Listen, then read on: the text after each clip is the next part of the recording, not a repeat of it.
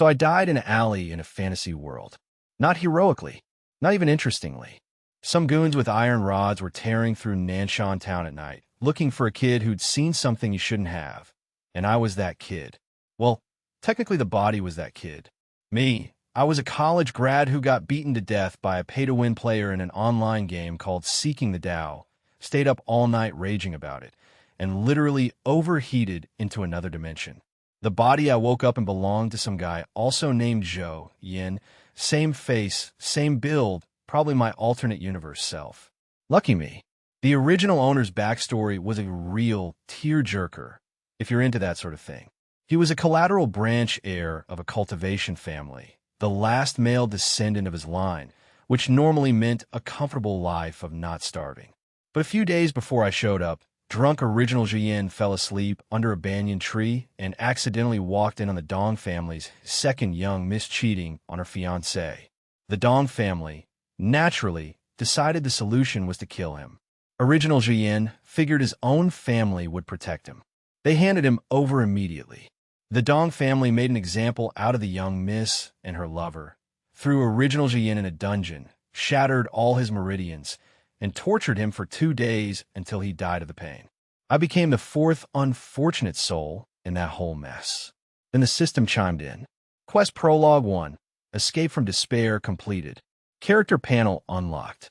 Newbie combat tutorial unlocked. Quest Prologue 2. Survival started with conditions like HP fully restored and staying out of combat for 12 hours. And then, because the universe has a sense of humor, a top-up special event popped up offering divine rank fashion for 6 yuan. The developers had followed me across dimensions. My golden finger, the cheat code power every transmigrated gets, was a trashy pay-to-win mobile game from my previous life. Not even a good one. No newbie gift package, just endless recharge prompts. It was like telling Stephen Hawking to play in the NBA and demanding he dunk. I checked my panel. Body tempering, second layer. Experience at negative 999 out of 100. HP 12, stamina 2, meridians severed, stat caps slashed to 30%. I was wearing a 4-piece servant outfit that boosted servant recognition and tanked my charm. One solid hit and I was done. But I spotted the system was running version 0.1. As a veteran player, I knew that meant everything except the cash shop was unfinished.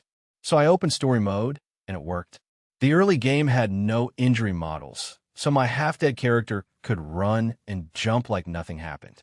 NPCs coded to die and the plot would chat casually with a detached arm. I reached through the cell bars and grabbed the guard's collar. Punched him in the jaw. The game's hit detection counted it as a headshot, crit, and nearly one-shot him. Second punch finished the job. My first kill in this world, and not a single reward drop.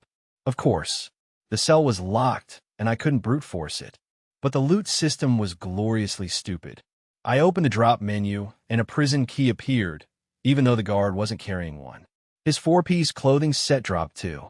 The panel-looted copy equipped perfectly despite the servant being shorter than me, and the actual clothes on the corpse didn't vanish. I stripped the body bare and stashed those unbound copies separately. System looted bound. Manually looted unbound. Double dip. 3 bugs in 1 encounter. A jaw punch critting as a headshot. A key dropping off a guard whose title didn't require one. Loot counting twice because the corpse model never updated. A trash game in reality was the most broken cheat code I could have asked for. No time to celebrate. I opened the prison door and ran. The Dong family guards weren't completely useless. They had patrols.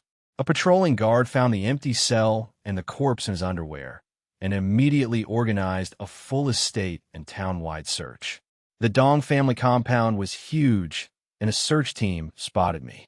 I braced for a fight, but the squad leader just grabbed me and said I was temporarily assigned as Guy Dong Hu's squad. Go search town for the villain Zhou Yin.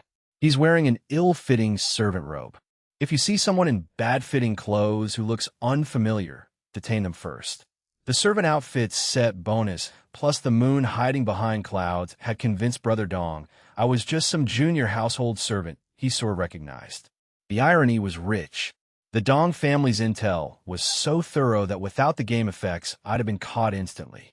But it was so thorough that they never questioned the weird servant who didn't quite match the description they'd been given. With enthusiastic citizen Dong, whose help, I walked right out of the estate. After a short rest, my HP recovered to 22 and my stamina hit 30, the max with 7 Meridians. Post-combat recovery was another early version bug people used to farm stamina. I put the servant hat back on, reactivated the set effect, and checked the mini-map the prologue reward had given me. As long as I avoided the red dots marking household servants, I was safe. Get outside town, and I'd figure out how to use the system to get stronger. I swore I'd make the Dong family and the Zhou family pay for what they did. Then I opened the mini-map to check where the monsters were spawning. There was a red dot right above my head. A monster was spawning right on top of me. The mini-map had 3 kinds of red dots. Small ones were regular enemies. Ones with a long sword in the center were elite monsters. Big ones with 3 overlapping long swords were field bosses. The dot sitting directly on my character icon was an elite. I looked up and locked eyes with a black-clothed masked figure standing on a rooftop. The lower half of his face was covered, but the upper half triggered the original owner's memories. Zhou Pai, direct descendant of the Zhou family, my younger cousin, and a guy who'd never gotten along with me even before my accident. Appearing on a roof late at night, hiding his identity, staring intently, and marked as an elite monster on the map. His purpose was clear as day. I ran. No monologue, no dramatic standoff, just legs. The mini-map let me track Zhou Pai's position in real time and dodge the main Dong family forces at the same time. We tore through Nanshan town from East Market to West Market and then out of town entirely. No matter which direction I went, Zhou Pai clung to me relentlessly. We finally hit the forest outside town, and my stamina hit 0. I couldn't go another step. Zhou Pai clapped slowly, walking toward me like the villain he was, saying he'd underestimated me. I stared back with dead fish eyes and said nothing. The silence got awkward. He was waiting for me to ask who he was, and when I didn't, it robbed him of his whole moment. He asked if I wasn't curious about his identity. I said no, not curious what happened to me either. He finally cracked and started explaining, but I beat him to it.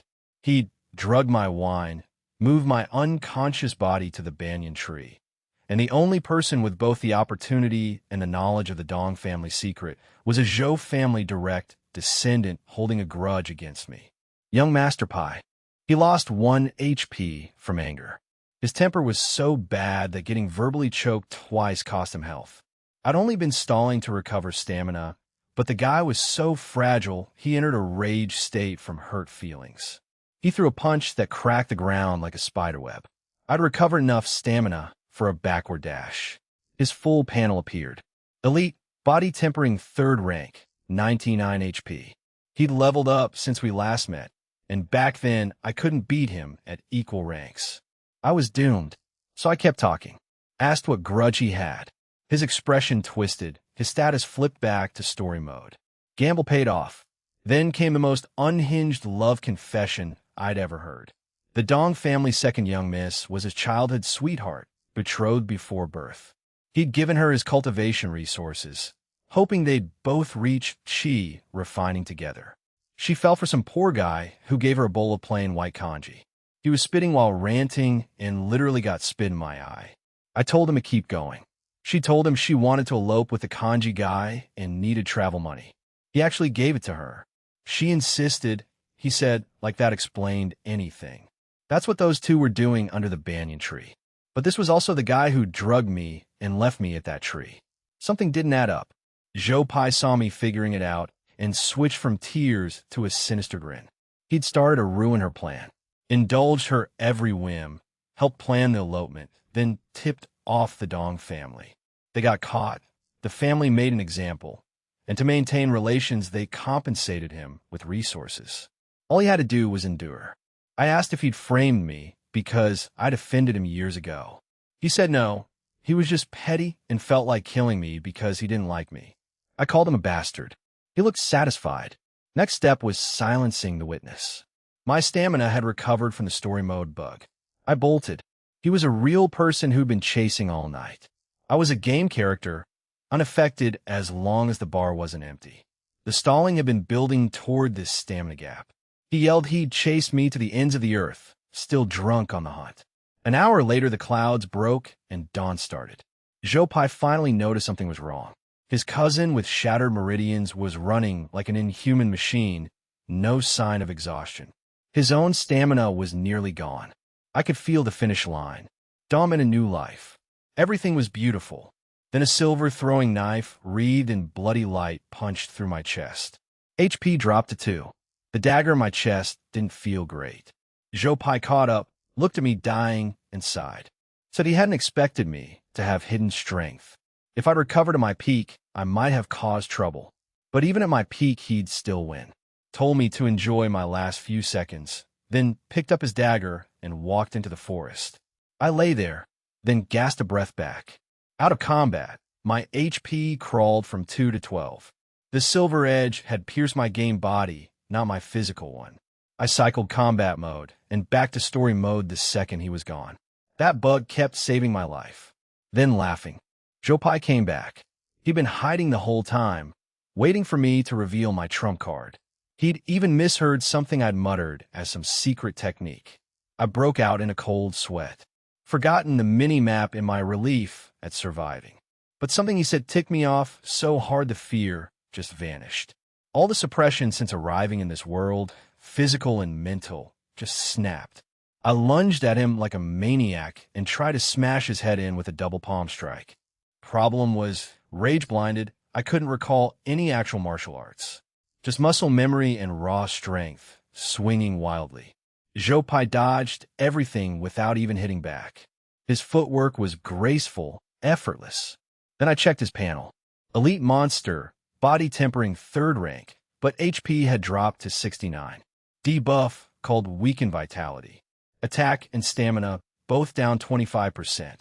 His silver edge move had damaged himself too. He'd been stalling for his weakness to pass, which was why he wasn't finishing me off. An open scheme, and I still couldn't do a thing about it.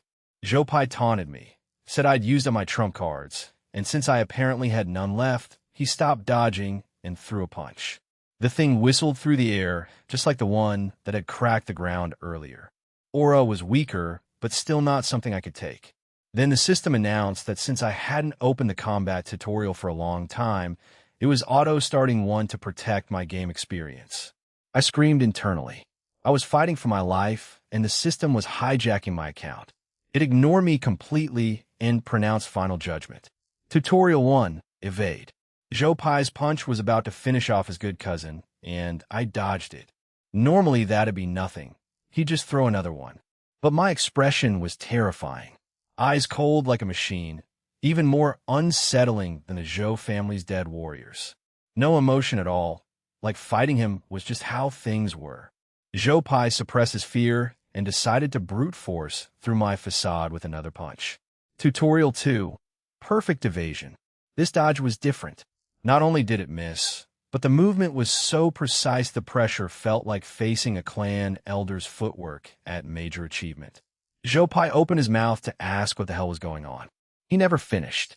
I teleported in front of him with impossible speed and drove a heavy blow into his temple. Critical hit, 20 damage. His HP dropped to 49. His ears were ringing. Before he could react, another punch caught him in the face. Tutorial 3, Pursuit Attack. He went rolling across the ground, hit a tree, and stopped. That punch wasn't even painful, just a nosebleed. He tried to get up, and I was already there again, moving with that same impossible speed. This punch was twice as strong.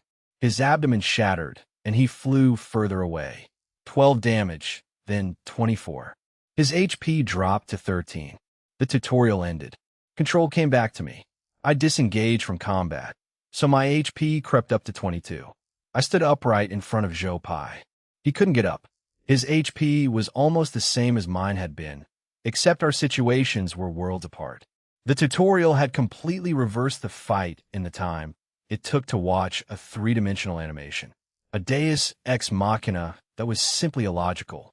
I told him well done, I'd never forget him, and kicked in the head for 6 damage.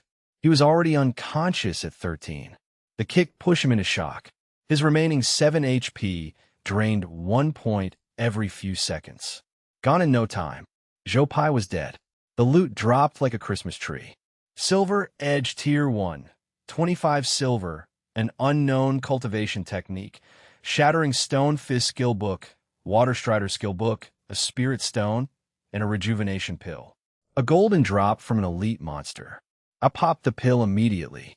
50 HP restored, plus it removed 1 negative status for anything at Chi refining level or below. The negative buffs vanished, my HP recovered, and my cultivation came roaring back.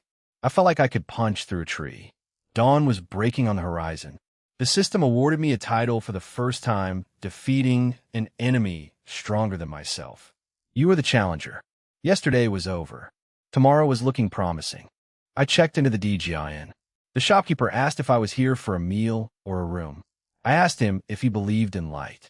He had no idea what I meant. I dropped a silver ingot on the counter and got a first-class room. Upstairs, I tore off the servant hat and threw myself on the bed. Finally, truly escaped. 3 days since killing Zhou Pai. Being wanted by 2 Chi refining families was about as fun as it sounded. The servant clothes saved me. The set bonus lowered my charm so much I was unrecognizable from the wanted posters. Minor characters in Dong family servant gear didn't get a second look. I'd left Nanshan Town's sphere of influence entirely and made it to Wangshu City. The original host's memories were fully absorbed. This was the Hanning Kingdom, a small country under the Great Qian Dynasty. Spiritual Qi was thin frontier land. Strongest cultivators topped out at foundation establishment. That's why town-level powers like the Zhou and Dong families ran things like local tyrants, with their own dungeons and law enforcement. Looking at the mini-map's long trail of lit territory, this was more exhausting than clearing maps in my previous life. Started in a cell cosplaying a famous physicist, got ambushed by a hidden player, and almost cosplayed as a famous president, then spent 3 days as a running man. I mentally added another mark against those 2 families. Then the system chimed. Prologue 2, Survival, achieved. Reward obtained, unknown error. It detected version 1.5 available, my version 2 outdated, auto-update starting. 12 hours to complete, quest rewards delayed. I wasn't mad. A trash game that could actually update meant the upper limit was unimaginable. If it reached late stage and dropped an immortal tier item, I'd walk through this world. Wait and have hope. I pulled out 2 cultivation techniques from inventory, both rewards from killing Zhou Pai. The skill books I'd used immediately, but these unknown techniques needed time to identify themselves. I'd mostly forgotten about them during 3 days of running. Now with free time, I took a look. The first was Flying Immortal Art, rank blanked out, classified as a demonic technique. Burn lifespan for rank increases or absorb large amounts of blood chi for the same. Described as the heirloom method of some minor immortal cultivation clan. The second was also Flying Immortal Art, but rank 1. Each activation consumed 10% health and granted a small amount of experience. Once health dropped below 30%, it was locked for the day. Killing creatures gave bonus experience equal to 10% of their health. Same name, completely different effects. One was system loot, the other looted directly from Zhou Pai's corpse. The double loot exploit worked on cultivation techniques too, but one required losing health, the other losing lifespan. Was there even a choice? My system wasn't going to deceive me. I tossed the corpse-looted version back into inventory to gather dust and clicked on the system drop technique to begin cultivation. A mysterious sensation appeared in my lower abdomen. First coolness, then heat, then calm. Then I coughed out a puff of black chi like I'd eaten activated charcoal raw. Other cultivation novel protagonists exhaled turbid chi and opened their eyes looking cool. I nearly choked to death. Health dropped to 89, a bit more than the 10% the technique claimed. The numbers were real, but there were still risks. So I activated story mode again. The update hadn't finished settling, so I could still enter, pressing health down to 30% without any life-threatening danger. I'd also discovered during the 3 days that sleeping between midnight and 5 a.m. fully restored status. With that sorted, I committed to the demonic path. After an afternoon and night of cultivating the demonic technique, I'd eaten an entire table of food ordered in advance and slept a full night. My status was fully restored, and I felt completely refreshed. The demonic technique had been working overtime. For every 10% of health I lost, I gained 10 experience points. Restoring 30 points through a meal netted me 100 experience, pushing me from body refinement second layer all the way to third. Not satisfied, the obsessive side of me meditated and burned health 3 more times until I hit 4th layer with 70 HP. That looked much better. Body refinement had 5 layers: skin, flesh, tendon, bone, and organ. It wasn't even a real cultivation stage originally. Mortals developed martial arts to a certain point. Cultivators noticed body tempering helped juniors with chi induction, and now it was a standard stepping stone. This border country had garbage-tier spiritual roots. Most people with roots had 5 of them, barely different from mortals except they could sense spiritual chi.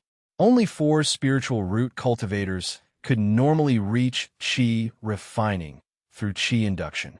The Zhou family's old ancestor was 4 root. Me and Zhou Pai were 5. The system update finished. Version 1.5. Fixed unknown errors. Optimized based on current world data. Added currency exchange. Fixed minor bugs. This world was called the Xiantian Spirit Realm. The game had fused its own worldview with this world's data and optimized accordingly. Premium currency was now spirit stones instead of real money, exchanged at 1 to 10. I deposited the unbound spirit stones looted from Zhou Pai's corpse. 8 spirit stones became 80 immortal fate stones. The mall unlocked for the first time, but it was restocking. 12 hours again. The developers really loved their 12 hours. The system update added new columns to my character panel. Spiritual root, physique, and talent. Physique and talent were empty. Spiritual root had 5 types equipped: wood, fire, earth, gold, and water. On the semi-transparent panel, a 3-dimensional model of my Dantian showed 5 clusters of colored light resonating together. I clicked on one at random. Fire spirit root. Quality poor. Cultivation speed minus 50%. My vision went dark. I clicked through all of them. Same thing. Every single root reduced cultivation speed by 50%. 5 spiritual roots weren't just numerous and slow. Each one was garbage quality. No wonder people said 5 root cultivators were no different from mortals. I was done. With that many roots dragging me down, even maxing out body refinement wouldn't let me take revenge. Cultivators and mortals were already different species. A body refinement 5th layer expert couldn't survive more than a few spell attacks. Then I noticed 2 small characters under each spiritual root. Unequip. I clicked it. One of the 5 clusters of light vanished. I clicked another one. Wood spirit root, poor quality, minus 40%. I kept going. 1, 2, 3, until only the last one remained. My fingers trembled as I opened the interface. Gold spirit root. Quality poor. Cultivation speed, plus 10%. An artificial, single spiritual root cultivator. I become an immortal sprout. The fake single root boost was probably lower than a real one, but it was still far stronger than 4 roots. No need to wait 30,000 years for revenge. 30 years at most. And now that I was a single root cultivator, a plan started forming in my head. The spirit root testing was going about as well as you'd expect in a backwater kingdom. A young man in green robes sat beside a massive stone tablet on a high platform, pen in hand, calling out results. 5 spiritual roots unqualified. For spiritual roots, eligible for utility disciple. No spiritual root, unqualified. He finally slammed his pen down and told everyone further back to write their own names.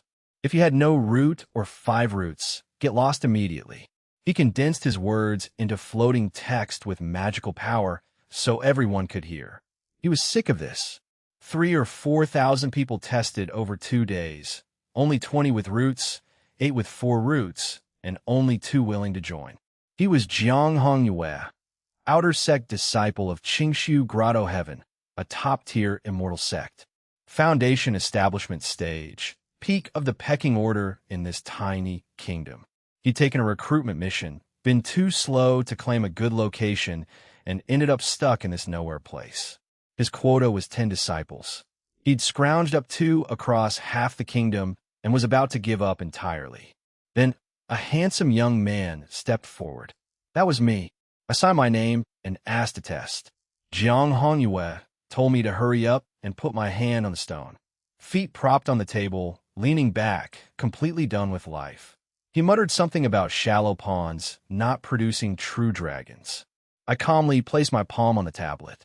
A pillar of green light erupted into the sky with a loud roar. The crowd went dumbfounded.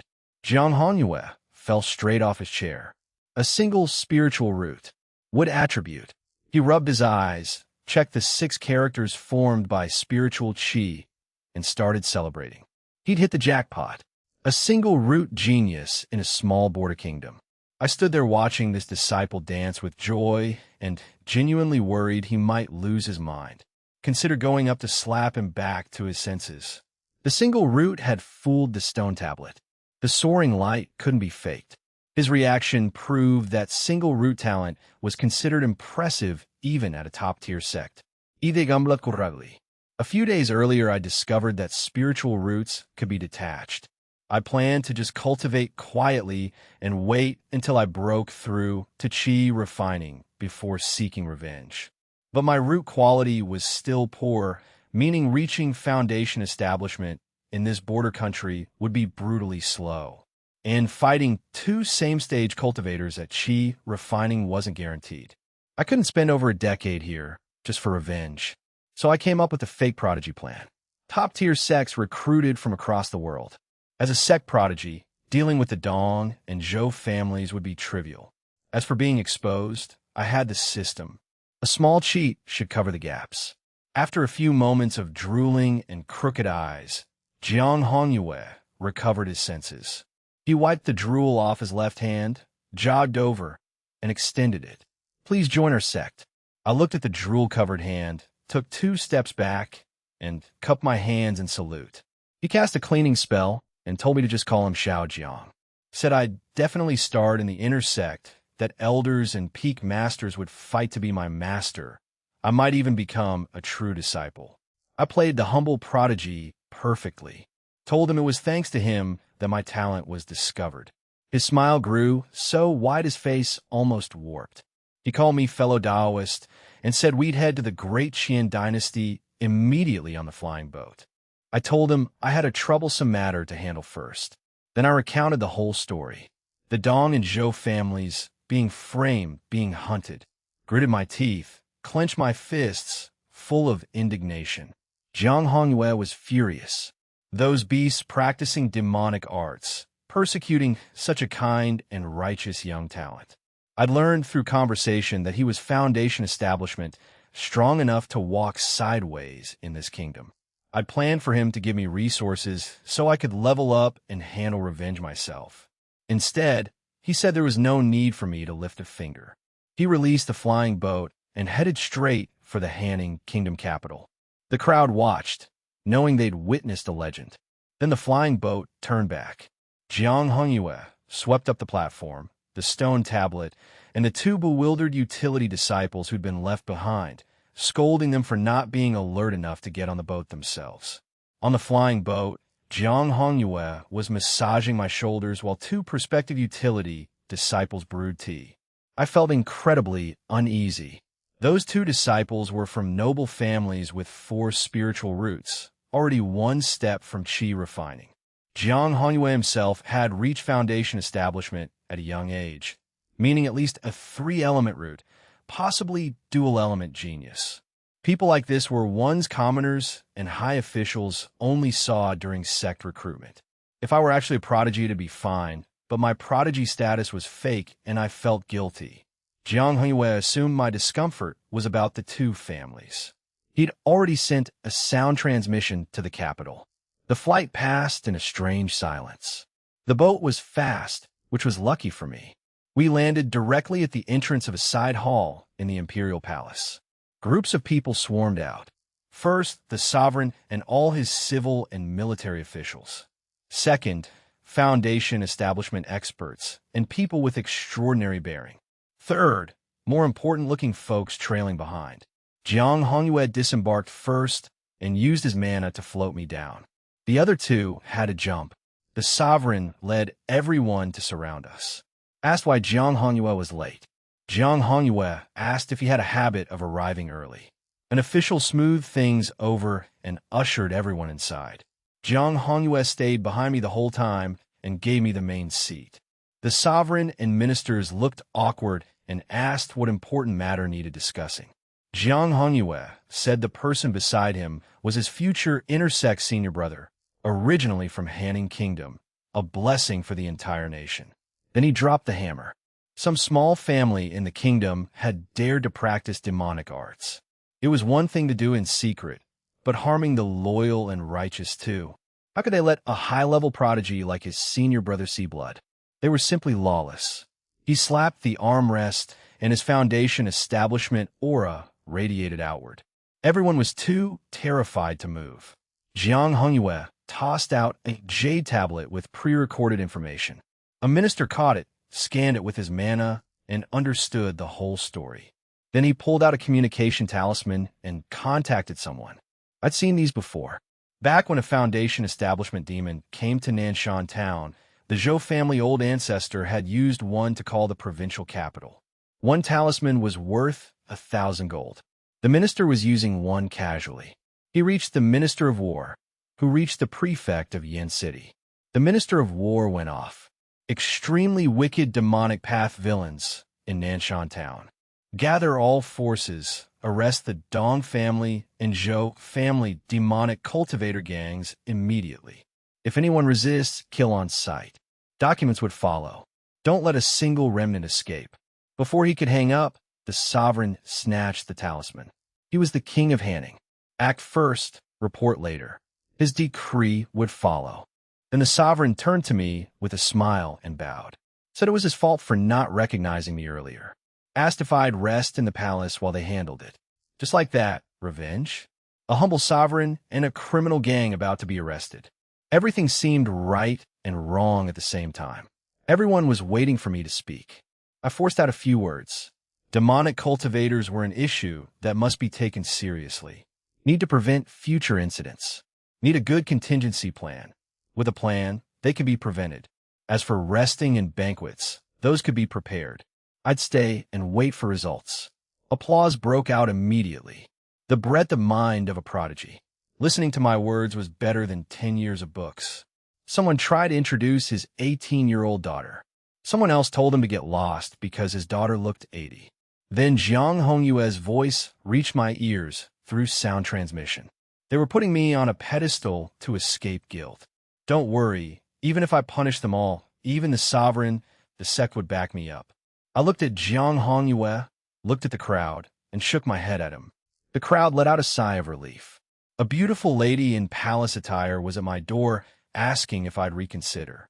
I told her I was single-mindedly devoted to the Tao.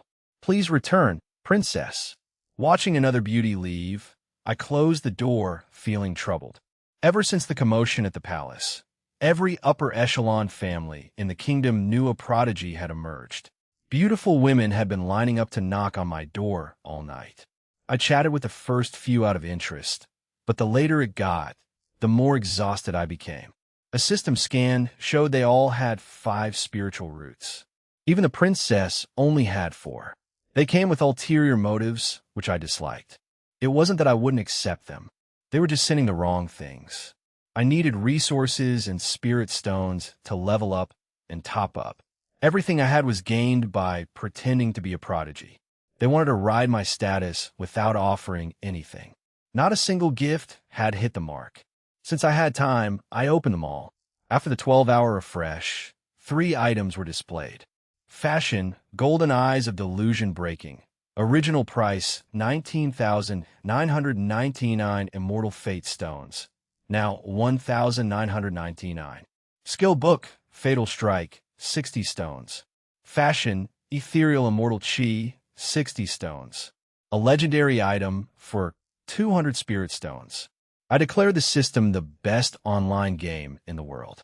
I didn't have 200 spirit stones, but I had the resources Jiang Hongyue had given me. The storage pouch had pills, materials, and about 200 or 300 spirit stones. I topped up 198. Got 1980 Immortal Fate stones, plus a bonus of 325. Combined with my previous 80, I had 2,385. Bought everything. Golden Eyes, Fatal Strike, Ethereal Immortal Chi. 266 stones remaining. I refined the fashion and skill book instantly. I became mysterious and unfathomable, exuding an indescribably noble aura. Ethereal Chi swirled around me. Then I opened my eyes and 2 blinding pillars of light pierced through the roof and shot into the sky. The palace experts were horrified. The light felt like it could see through everything. Jiang Hongyue's divine sense detected the anomaly, and he flew over. I was sitting cross-legged with golden pupils. He took one glance and nearly drowned in them. I coughed to snap him out of it. He turned red, said he'd felt a celestial phenomenon and was worried. Asked if I'd awakened a special physique. I asked if he'd believe it was just a disease from smoke. He said he understood. Nothing happened tonight. He'd handle it. His mouth twitched with excitement. He went outside and shouted at the crowd that they'd never seen a prodigy awakening talent before. Go back. I knew I was finished. Overdone the act. I checked the panel. Golden Eyes, Legendary, Random Intimidation with a chance to stun for 2 seconds. Description said year of the Monkey Limited Edition. More for entertainment. Ethereal Immortal Chi, fine quality, being handsome was a type of aura. Fatal Strike, 1% true damage. I'd spent 198 spirit stones on entertainment fashions. The most useful thing was a 6 yuan skill book. I cursed the trash game. Then the system chimed. Cumulative spending 6 yuan, gifted skill upgrade card. 30 yuan, another card. 98 yuan, a daily joy lottery, an epic marrow cleansing pill. I immediately told the system I'd always loved it. My split personality had been talking. 3 skill upgrade cards, a lottery, and an epic pill. Items from the game's middle stage for big spenders. I'd spent 198 and gained several hundred in value. Meanwhile, Jiang Hongyue felt he'd won big too. Single spiritual root plus a special physique.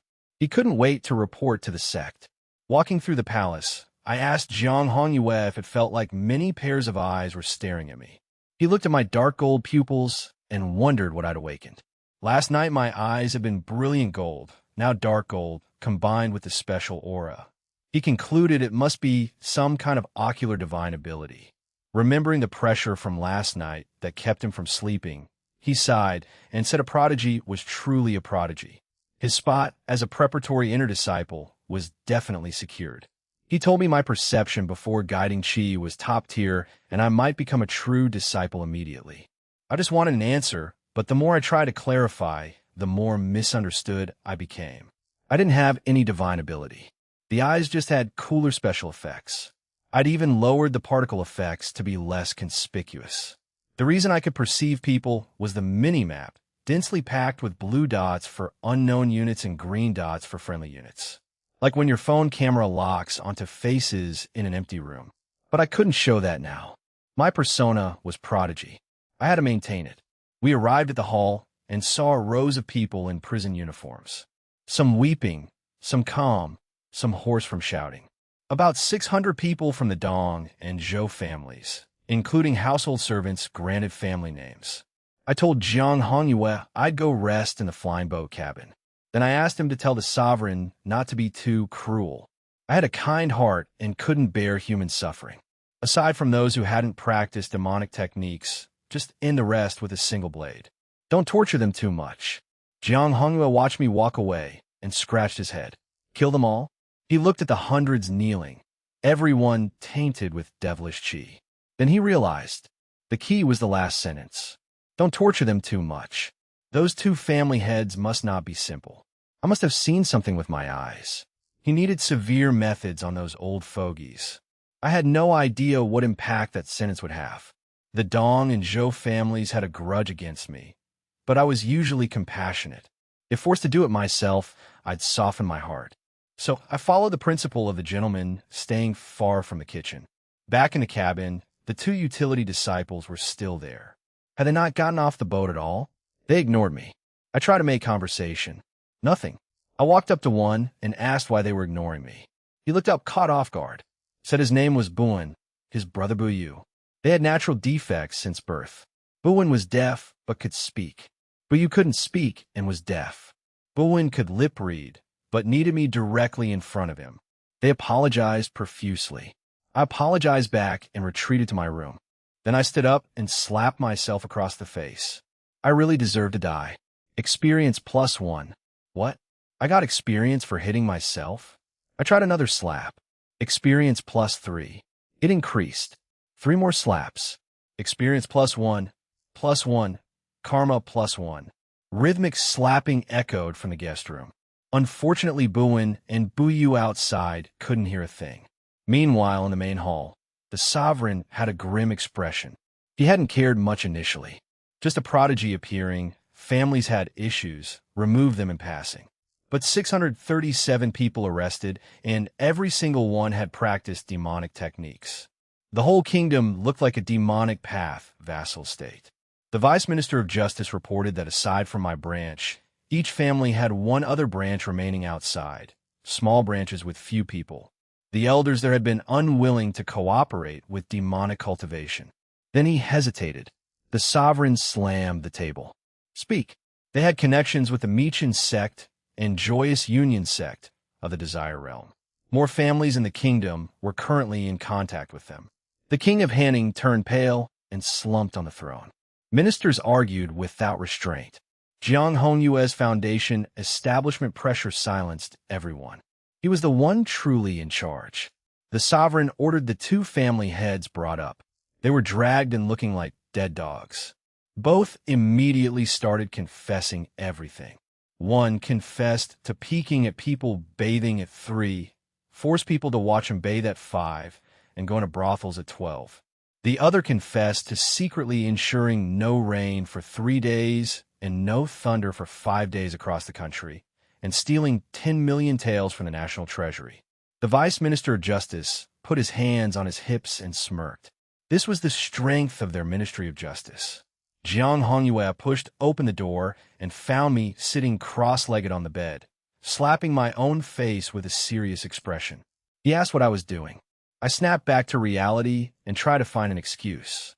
He cut me off with sudden realization. He understood. Fellow Taoist Zhou was truly a prodigy. He'd misjudged me before. I had no idea what he'd understood, but I went along with it. He said he hadn't expected me to be so profoundly righteous. I'd use my innate divine ability to see through the secret that the Dong and Zhou families were all demonic scoundrels colluding with a major demonic path sect, and now I was repenting for killing them. He thought I was too bloodthirsty, but he'd been narrow-minded. He bowed to me. Then the system chimed. Player had become family head. Family system activated. Current rank, level 3, top-tier town. Family average living standards had dropped. Then they'd risen. Congratulations. A family system had popped up out of nowhere. I learned the whole story from Jiang Hongyue. From the moment I'd entered the cabin, the prisoners had been executed one after another. The entire family practiced demonic techniques. No one survived. That explained why I'd been gaining experience and karma from slapping myself. Every time the executioner cut someone down, I slapped myself. Since I'd given the order, I was credited with an assist. Those hundreds of slaps hadn't been for nothing. They triggered combat mode, which was why my face remained unchanged aside from losing 30 HP. The more serious matter was that the old geezers of both families were involved with the Desire Realm, a powerful force of demonic sects. Individually not strong, but combined they could rival top sects. That was why Jiang Hongyue was in a hurry to return. He notified the sect elders. As for the families, only 1/3 had been left when he departed. Now they presumably all gathered for a reunion dinner in the afterlife. The system popped up more notifications. The Zhou family's average living standard had reached imperial nobility. Reward: Expert Home Manager Gift Pack. Title obtained: Expert Home Manager, Fine Quality. Then, player had slaughtered all family members except himself. Growth type title obtained: Path of Slaughter, Fine Quality. Then, player had obtained 3 titles. Reputation system activated. I'd unlocked the Path of Slaughter. In my past life, this was standard equipment for red name players. Its quality improved based on the number and severity of kills. Only a few people had grinded it to epic grade, and those were notorious scumbags targeted by doxing tools. I was starting with fine quality right off the bat. Jiang Hongyue saw my expressive face and assumed I was still feeling reluctant about the killing. He labeled me as having the heart of a Buddha. Said we should leave quickly because the Desire Realm would likely make a big move soon. I asked Haddon. He said the Hanning Kingdom was just a small country. He said we'd accidentally disrupted an insignificant move of theirs. They shouldn't suddenly jump out at us. I told him I suddenly had a premonition. The Qingshu Grotto Heaven was calling to me. We should return to the sect immediately. I was no longer tired. They were coming for me. If I didn't run now, what was I waiting for? Thousands of miles away, an exquisitely beautiful woman was applying makeup. Beside her, an old man in purple robes knelt and reported intelligence. Their Mechan sect had 1 core formation cultivator in Hanning. Worth the cost to eliminate this rising star. The woman continued her makeup without emotion. She said a prodigy who hadn't grown up yet was no bother. With 1 sentence, she decided the outcome. In another direction, a handsome young man was painting. Every stroke gained more true intent. A youth in blue praised his painting as peerless. The young man drank wine and sprayed it on the painting, then burned the scroll to ashes. The youth asked if their joyous union sect wasn't going to intercept the prodigy. The young man asked why he cared. The Mechan sect people were arrogant and wouldn't go. If it didn't go, and we did, Qingshu Grotto Heaven would come looking for trouble. Humans and the Yao race were in opposition. The demonic sects huddled together as a third party in the Desire Realm. They were barely surviving under the breath of others in this war. Precisely because of that, they had their plan. The youth wiped cold sweat from his forehead and wondered if he'd become this neurotic in the future. No sect planned to pursue me, but I'd appeared in the eyes of 2 even bigger troubles. We'd arrived safely in the Great Qian Dynasty via flying boat, then immediately took the teleportation array to Qingshu Cave Heaven. I was standing at the teleportation point of Longmen Town at the foot of the sect mountain. Jiang Hongyue breathed a sigh of relief and immediately launched into his classic I'm not bragging opening about how Qingshu Cave Heaven was a top-tier sect with only a handful of rivals in the entire cultivation world. When someone starts with I'm not bragging, they're going to keep bragging. He said even Dragon Gate Town right here was famous among mortals. A passing cultivator overheard, realized this was Longmen Town, stomped his foot angrily, spat on the ground, and walked back into the teleportation array. Jiang Hongyue continued saying the town was incredibly harmonious and dignified. Meanwhile, a woman was screaming at a man for staring at her while he scratched his genitals, grabbing his wrist and dragging him to the government office. The man claimed he had dermatitis and came here for treatment. She didn't care. At a fruit stall, a buyer asked if the spirit fruits were guaranteed to ripen. The vendor said he could sell raw fruit and eggs. The buyer said, "Give me 15 spirit stones." The buyer grinned, grabbed 2 fruits, and ran. The vendor screamed about being double-crossed. Jiang Hongyue kept walking, immersed in his own world, still introducing the sect. I encountered performances of hanging oneself, young men pursuing older women, and someone whose legs got broken by the audience after one dance. The Florida of the cultivation world. I finally broke and asked Jiang Hongyue if the atmosphere in this town seemed strange. He quickly explained they weren't usually like this. It was recruitment season, more people, and some lazy senior brothers and sisters chose to experience the mortal world in Longmen Town for insights. Due to the large number of people, more opportunities for insights, which was why they were acting strangely. Please don't be misled. We don't usually act like this. I regretted my initial choice. I'd set my image too high. Was it inappropriate for me to come to this abstract sect? My cultivation life had turned from an action anime into a comedy. Jiang Hongyue seemed embarrassed by his own senior brothers and sisters. He grabbed my wrist, used magic to lift me up, and hurried toward the sect without a word. We climbed the mountain quickly. The scenery was beautiful, air fresh. One breath, and the fatigue of the past few days vanished. But there was a large open space on the mountaintop, and no so-called grotto heaven visible. Jiang Hongyue recovered his composure, walked to the center, and told us to behold. He took out a token, and a huge archway appeared. For characters, Qingshu Cave Heaven, containing unknown power that made it hard to look directly at. Stone pillars inscribed with achievements and historical influence. Looking inward, clouds and rosy mist formed a grand staircase filled with special effects. Above the sea of clouds, enormous immortal mountains floated, their verdant bodies hidden in rolling cloud waves.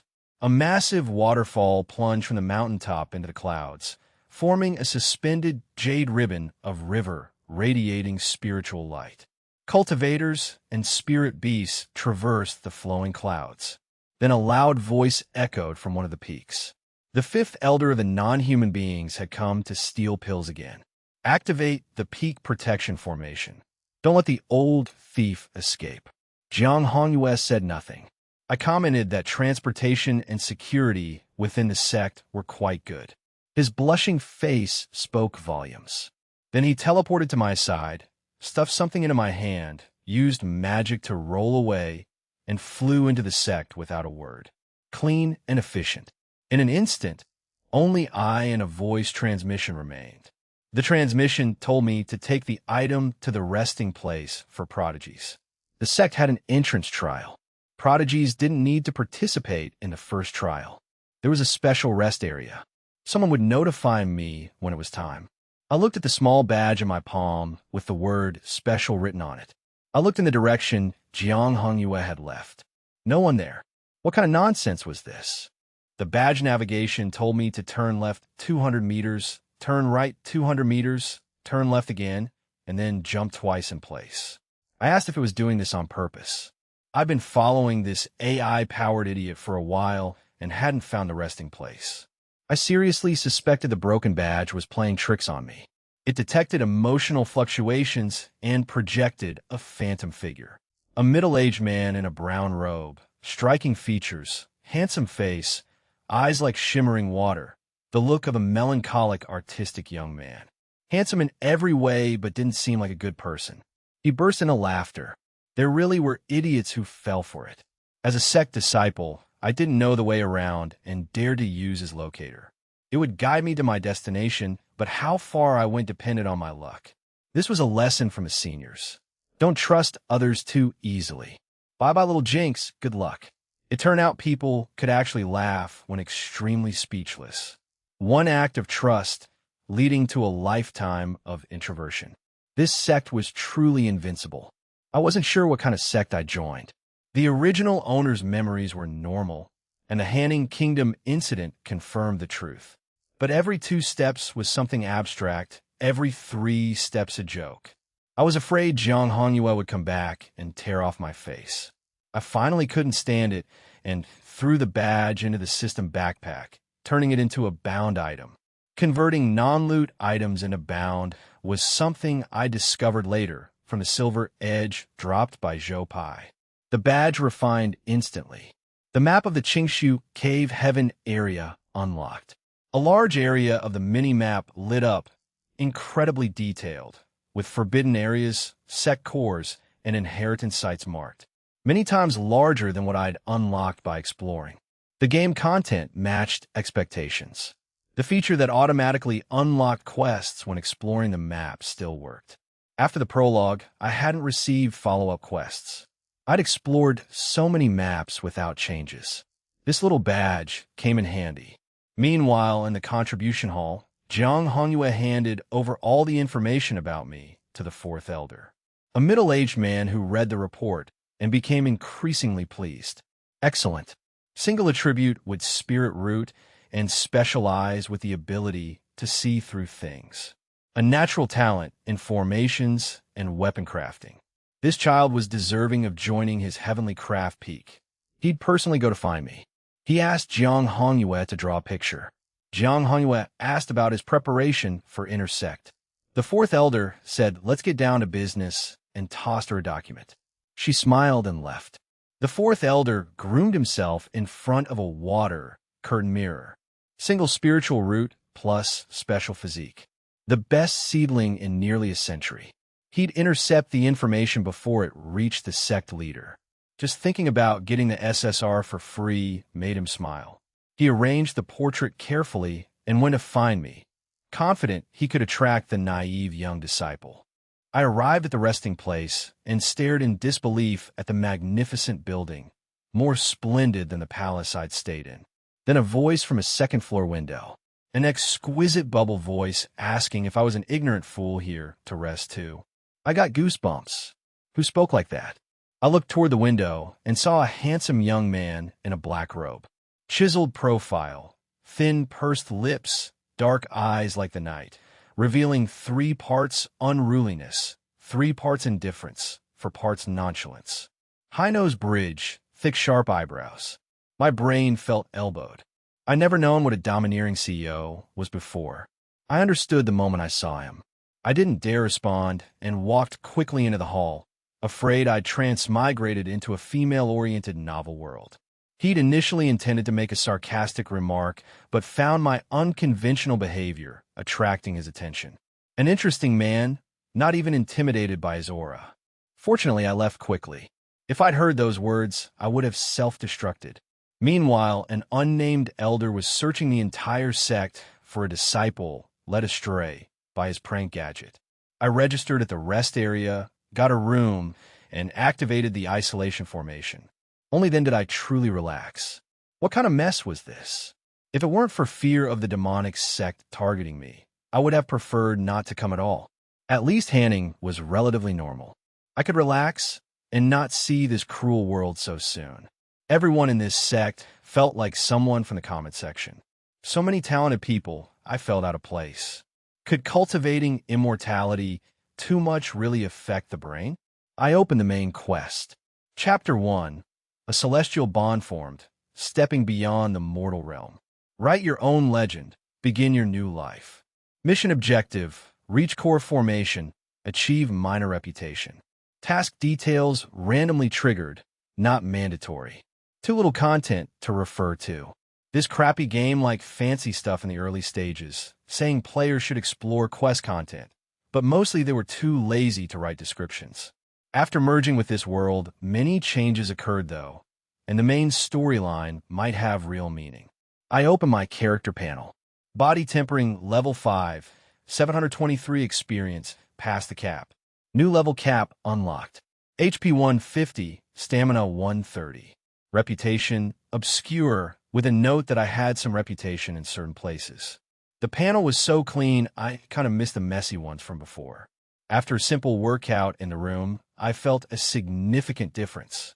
Physical strength hadn't increased much, but vitality and endurance improved dramatically. Thanks to the family system for that. I remembered I had a gift package and a lucky draw waiting. The well-managed household gift pack contained a lucky tree bonsai, an AFK alchemy furnace, and an AFK weapon refining table. What was this? The family system in the game was a patchwork of home building and simulation management. Very large and complex, attractive in the early stages for big spenders. The AFK set was one of the freebies given to whales who'd maxed the clan system. It was meant to reduce the burden on players, but later other players reached whale level without burden-reducing items, which decreased traffic. So the planners made them free items. I hadn't liked playing those games at the time. I only returned when I heard they'd give away exclusive items for free. Looking at the props, I felt like crying. Family members, 1. The android that should have appeared in the family section had been accidentally deleted by me, who would refine weapons and pills. The Lucky Tree bonsai was a minor bug. The bonsai prop came without a pot. Blank pots were in-game purchase items. Usually when you got the gift pack, you already had pots. Without one, the tree could be placed on the ground, but became an invisible wall with no actual effect. Couldn't even see the tree model. It blocked AI character activities. Definitely a bugged product. But after bug compensation rewards later, it became a dispensable souvenir for veteran players. Then the daily lucky draw. It had been spinning since I started looking at the rewards and only just stopped. On Earth, this thing cost hundreds of dollars to click. If the process wasn't full of suspense, it wouldn't feel worth the money. The draw ended. Congratulations, Time Pocket Watch. Epic quality.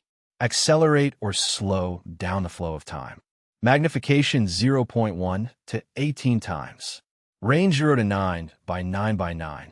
The room went completely silent. The formation blocked all outside sounds. I stood in the center of the room, body twisted strangely, striking a peculiar pose. It completely violated human physiological structure. Fortunately, my physical body had reached the limit of mortals, a peerless master, even on Earth. Otherwise, my waist might have broken. I shouted the incantation. Zavarudo. Toki gyotomare. A wave spread out from me as the center, forming a cube-shaped space. The already silent room fell completely silent as the special space unfolded like a vacuum. The time watch was a must-have for progressing through storylines. The fake god of time used a skill to restore health and randomly pause the player. A control skill. The true god of time accelerated time to meet NPCs while slowing down to search for clues. In this world, the item received an incredible boost.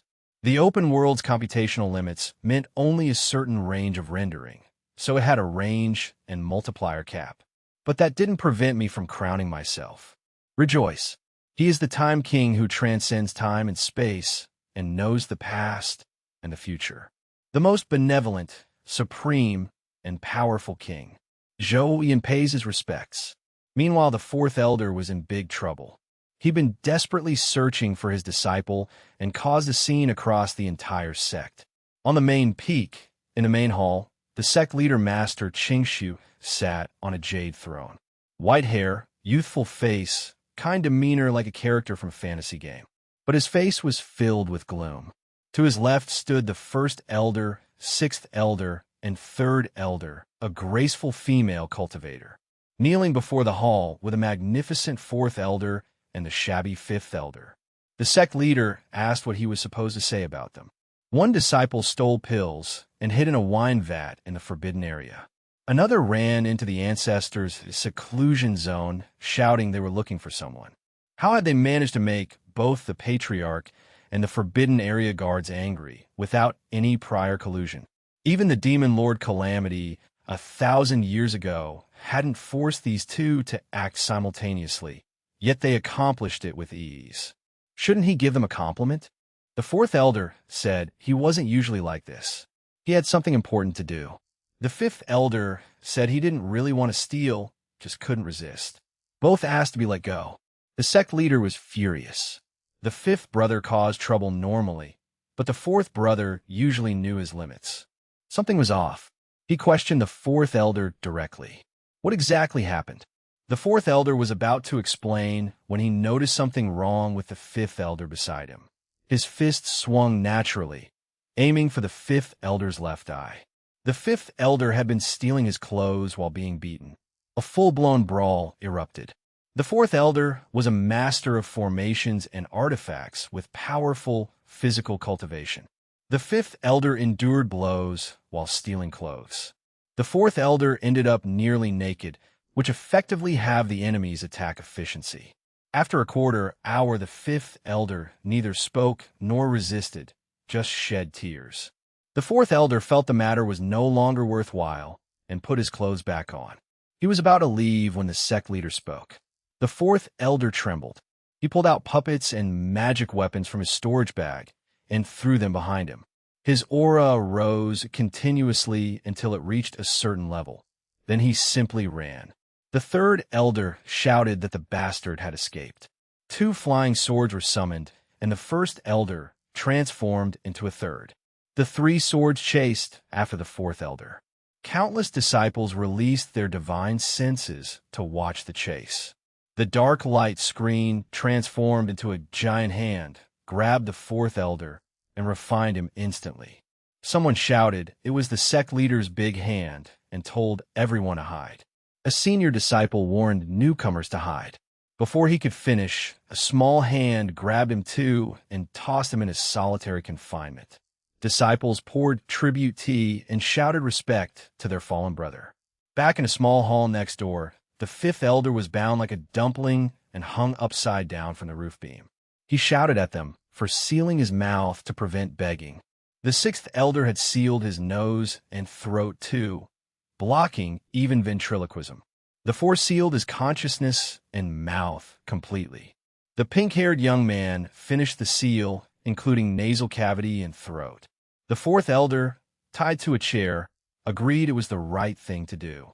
The sect leader asked the fourth elder to tell them who he was looking for. The fourth elder put away his playful smile and got serious. He said he'd been an orphan since childhood. He went to the ancestors' seclusion zone because he missed his master. Lightning surged within the chair. The sect leader pointed out Master wasn't dead, just in seclusion. This lightning massage chair was a gift the fourth elder had given his master 200 years ago, rigged with hidden shocks. The master had discovered the trick and beaten him into 3 pieces. A month to reshape his body. Now he was talking about missing his master. The fourth elder realized the chair was his own creation and the old bastard had stolen his masterpiece to use on him. The other elders wanted to try the chair. The sect leader obliged. The sword cultivator restrained himself for dignity, but his hand trembled on the sheath. The third elder told the fourth elder to just confess. The fourth elder refused and got zapped again. The battery level increased. The 4 elders began to tremble and roll their eyes. The sixth elder asked if he could tell them now. The fourth elder said go to hell and screamed. I've been reading books in my room for days, waited on hand and foot without leaving the house. Eating well, opening the window for ventilation, thick, misty, spiritual energy flowing in, physically and mentally happy. If it weren't for cultivation reminders everywhere, I would have treated this place as a health resort. The scrolls were wondrous products of the cultivation world. A small bamboo slip revealed a 3-dimensional projection when opened. The contents directly transmitted knowledge into the brain, simultaneously translating so even illiterate people could understand. Much more exciting than reading novels. I was deeply addicted. The content covered cultivation realm divisions. Chi refining, foundation building, core formation, nascent soul, spirit transformation, body integration, void refining, tribulation transcending, and Mahayana. Qingshu Cave Heaven had several Mahayana patriarchs, making it one of 3 major forces. The Desire Realm, an unknown demon race, had powerful leaders, but fewer than the 3 major forces. Similar to 5 major powers on Earth, except more chaotic. I was lucky to find a good place, but the atmosphere still felt strange. I pushed open the door and stumbled, falling. Side effects from having knowledge directly absorbed into my brain. I couldn't concentrate properly. I apologized to someone I'd bumped into, then a large foot kicked me. Someone in fine clothes performed a split in the corridor. Fortunately, I was a veteran gamer with incredibly fast reaction time from playing fighting games. I subconsciously activated the time watch welded to my equipment slot, accelerating time around me 18 times. Everything froze like the Flash. I dusted myself off and examined him while frozen. Luxurious clothes, jade pendant at his waist, sachet on his right side. Expensive items. I felt inexplicably comfortable from the sachet's smell. His ruthless expression was frozen at an exaggerated angle, greatly diminishing his good looks. Other prodigies crossed their arms to watch or prepare to take action. The 18 times time flow was stable. I now had a trump card among top talents. I ignored him and walked out. As I passed a corner, a prodigy who hadn't been paying attention began slowly closing her eyes, fear appearing in her gaze. When I stepped out of the hall, I stopped accelerating. The sudden appearance startled the receiving disciple, but he dutifully led me to the cabin. This flying boat was public transport for cultivators below Foundation establishment, since the sect was so vast. Through this I learned I could have taken a public boat to the rest area. Jiang Honyue had truly forgotten even such small matters. Fortunately, the rest area was close to the main gate. This also showed I truly trusted that little badge. Binding it had unlocked the entire cave map. I should find an opportunity to unbind and return it. Then someone came to cause trouble. Looking at the red dot on the mini-map, I had an urge to finish off a monster in the safe zone with a slap, but remembered this was the sect. How could I have such wicked thoughts? Must be the Path of Slaughter title's influence. During my free days, I'd equipped the Killing Path title for its attributes, 15% lifesteal and 15% stamina absorption, equivalent to an extra piece of fine equipment. Good for a blank player like me. Of course, my thoughts came entirely from the nature of the fourth calamity and had nothing to do with the title. If the title could speak, it would say character behavior should not be attributed to the title. The young man appeared. Same ruthless man from before, but his posture was strange, pigeon-toed, flamboyant temperament made comical. He announced he was Neo Ziwan, only son of the Neo family of the Great Yu dynasty. I asked if that meant a calf. He got agitated, face turning red, showing young bull temperament. People around looked timid, meaning he was well known. He challenged me to see what he was capable of. His panel showed Chi Refining Stage 3, 970 HP. He channeled magic power, fists in light red aura, muscles bulging like a super scion. Then a large hand landed on his shoulder. Ashidi Noha. Neo Ziyuan reverted to normal, shivering. A mysterious figure told him to stop playing tricks and have tea. The minimap showed question marks. At least Foundation establishment or core formation. I sat nearby for safety. The book described this person as the airship administrator maintaining order. Those who'd seen my stumble abandoned probing after seeing Neo Ziyuan's fate. Studying could change your destiny in cultivation too. The airship traveled fast. 3 cups of tea, and we arrived at a large square. People who'd passed the first trial. I even spotted the silent utility disciples participating. A young man in blue robes teleported into the void above the plaza. The second trial of Qingshu Cave Heaven had officially begun. I scanned his panel, question marks. Very strong. The trial realm opened. A huge crystal door frame appeared, emitting rainbow colors. Starry sky light filled the frame. Then it turned into a giant vortex, sucking all disciples inside with no chance to react. Being sucked and didn't feel good. The vortex made me experience being a pilot. So dizzy I couldn't stand. So I ended up face down in the dirt of a magical forest, staring at the sky like a beached whale. The air smelled like wet earth and grass. And if I ignored the giant glowing scoreboard overhead and the jade token in my hand, I could have pretended I was just on a weird camping trip. Getting sucked in had been about as pleasant as spinning in an office chair for 10 minutes and standing up. I was so dizzy I couldn't even see straight, so I just lay there. If my stats hadn't been so trashed that my body went into battle mode on arrival, I probably would have puked all over this pristine forest. After a while, I got my sea legs back, stood up under a giant fern, and sorted through the info dumped into my brain at arrival. I've been too busy fighting nausea to process it earlier. The secret realm was the third Elder's creation, part illusion, part pocket dimension. Everyone's cultivation got locked to first-level chi refining. Fighting here wouldn't hurt your real body, so no rules against killing. The goal was reaching a tower in the middle of it all, visible from every angle. But reaching it was just the bare minimum. The real game was points, scored by collecting materials the token listed, killing monsters, or doing random tasks.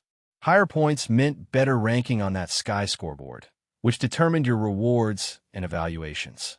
No fighting restrictions meant things were about to get messy. Me? I wasn't trying to top any leaderboard. Jiang Honyue had said my talent would start me as an inner disciple, and I was still a fake prodigy. That status was plenty. My edge was knowing the game mechanics, which let me punch above my weight. But if I performed too well, I'd get stuck as a core disciple in the sect, killing my ability to take missions. So the play was simple. Get to the tower, do tasks if they fell in my lap, stay invisible. Naturally, the universe had other plans. A massive boom from my left. A thicket exploded like a bomb in a landscaping store, and a human cannonball came flying out. Neo-Zuan, tall, beefy, fiery red hair, face twisted with rage, looking like he was auditioning for the Bull Demon King. He was screaming about someone stealing his points and demanding a misconcealing flower back. The guy he was chasing was a skinny, quick dude with track star calves. Neo-Zuan had spent forever fighting with spirit guarding that flower.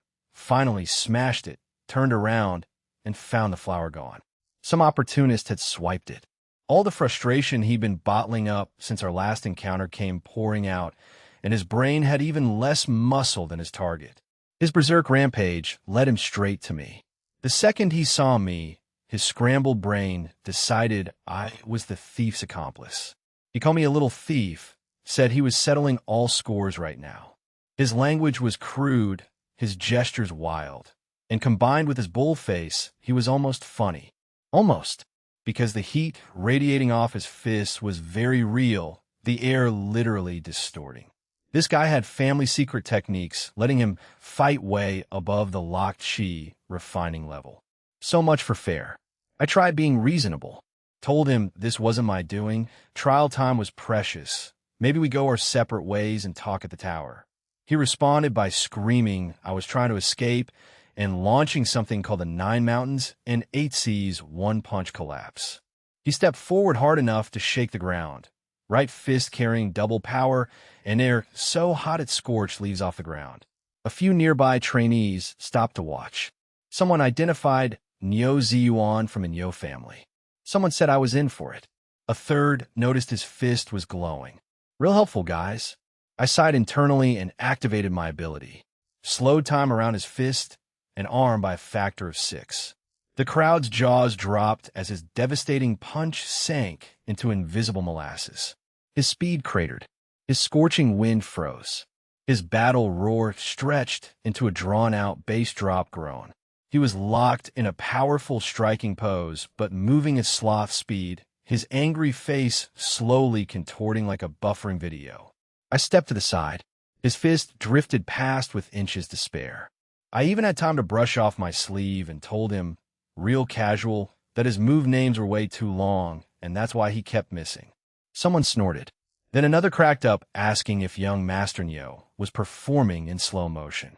A third said they'd clearly never raise cattle, that cattle plow slow, and steady wins the race. Then someone asked who I was and how my methods were so bizarre. Neo-Zuan was vibrating with rage, but could barely move. He managed to roll his eyes toward me and forced out a garbled growl, asking what I'd done. I shook my head, walked around to his side, and flicked him with one finger. He was already fighting the slowness balance shot, and my tap was the cherry on top. He spun like a top launched by a drunk carnival worker. I almost lost my cool facade, trying not to laugh. The second I turned to leave, the slowdown vanished. Neo-Zuan was dizzy but somehow madder, especially with an audience giggling. He screamed about a second punch, double everything, and launched both fists at my back. The crimson light was blazing, the heat intense, power clearly several times his first punch. Playing around was over. I activated the ability again, targeting his entire body and fist energy range.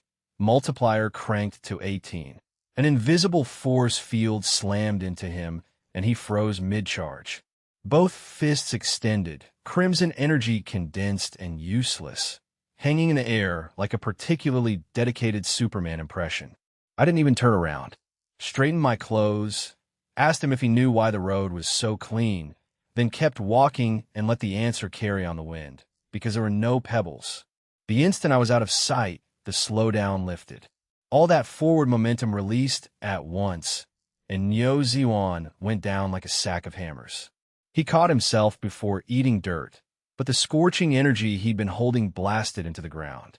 A small crater exploded beneath him, dust flew, and a stray spark set his pant leg on fire. He was screaming about it being hot, slapping at the flames, looking like a complete disaster. The crowd lost it. Someone asked if his ultimate move was lighting his own cigarette. Someone told him to be careful not to play with fire and wet the bed. Then the real question floated through the laughter. Who was that guy? Some low-key genius nobody had heard of? Nyoziwan got the flames out, face streaked with soot, trembling with rage, but smart enough not to fight a crowd. He just stared where I'd gone, fists clenched till they cracked, and screamed my name to the sky, saying he wasn't done with me. It sounded less like a war cry and more like someone who'd just gotten dumped. I was already far away, moving through the trees. My face was calm, but my brain was working. Nyoziwan was reckless, sure, but he'd learned something from the first exchange, meaning the 18 times multiplier hadn't been as overwhelming as I'd hoped. This was the cultivation world. People would keep getting techniques, making them exponentially stronger. My prop was useful, but couldn't grow with me, and eventually it'd become less relevant. Troubled times. Best get to that tower fast. This pretending to be a prodigy act was exhausting.